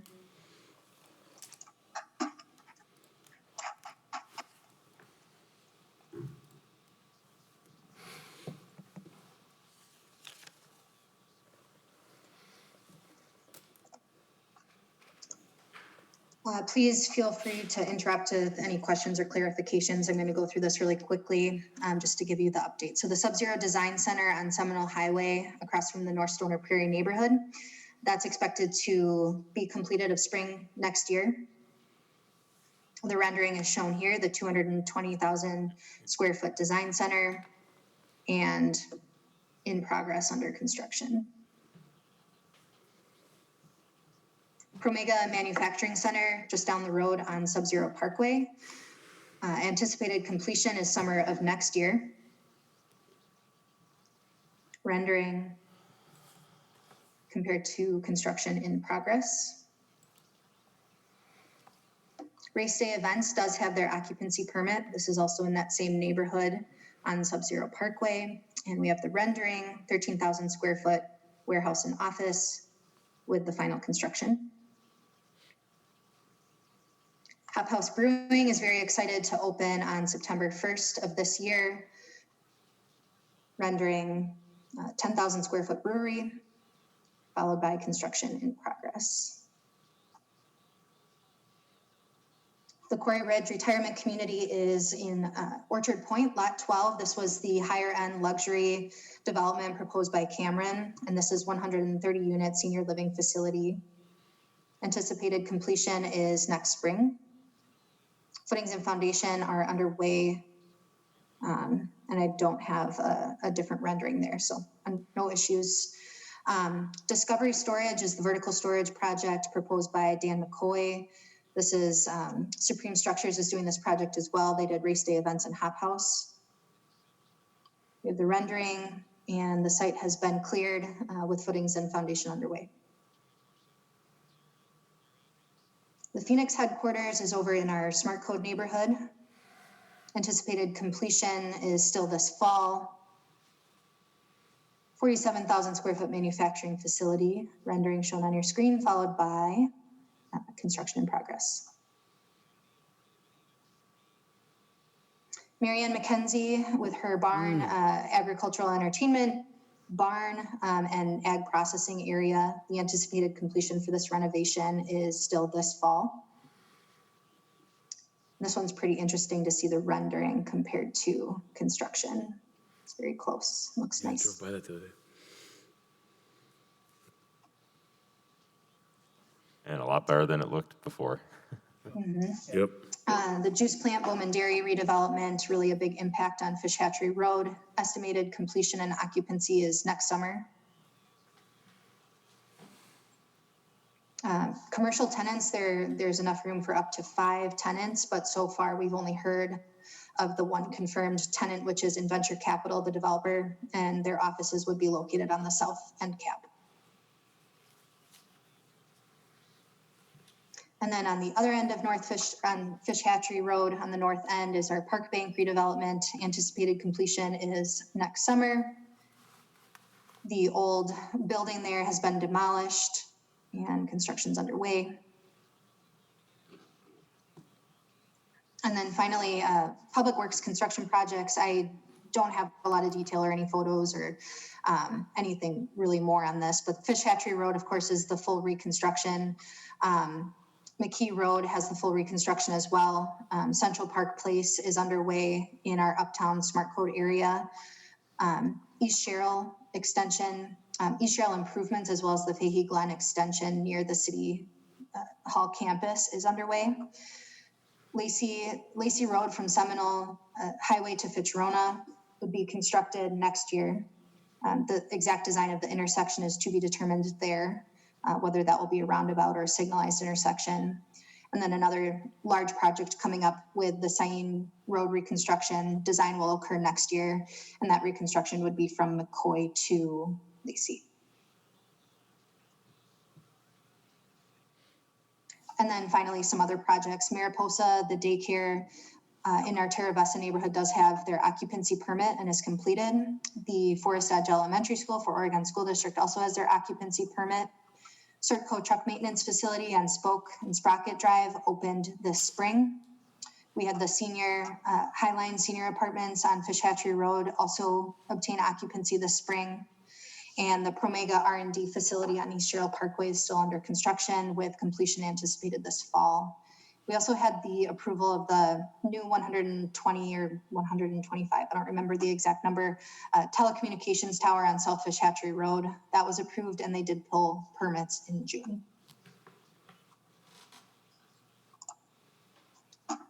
That's all I have. Yeah, there's a lot going on. I can also share that we had 4.89% in new business growth over the past year. That's the highest in Dane County, so that's great that we got that growth. Obviously, there's a lot of projects that are finishing up next year, so we should see, not that much, but we'll see some growth next year. Hopefully, continue to see new projects come forward so that we can continue that growth. With COVID, we're a little concerned about the long term. So. Aaron. Yeah, Lane. What do you want that number to be at from an economic growth standpoint? As high as possible. I think that, 3 and above is awesome because of just increased costs of, I think it's like 85% of our budget is personnel. Sure. And stuff like insurance goes up a lot. And so, if you're not, at that 3% plus, then we still have hard budget decisions, frankly. I mean, everything's going up. And Right. so that's the ongoing issue and challenge that we always continue to have is just costs for everything go up a lot more than 3%, 5%, 8, 7, 10 times. You heard the building costs going up and, those things. So I don't know if there is an established, if 3% or more is awesome, but 4.89 we're the highest in Dane County. So that's really good. Good. So. But you want to make sure you keep having new neighborhoods because all that stuff, the big projects are big chunks, but, housing starts and condos, duplexes, all that stuff makes a big difference too and add up quickly. So. All right. Any announcements at all, Sonia? Anyone else? All right. Is there a motion to adjourn? So moved. All right. Stephen, seconded by Tom. All in favor of adjourning, say aye. Aye. Aye. Aye. And opposed, nay. All right. Thank you, everyone. Thanks.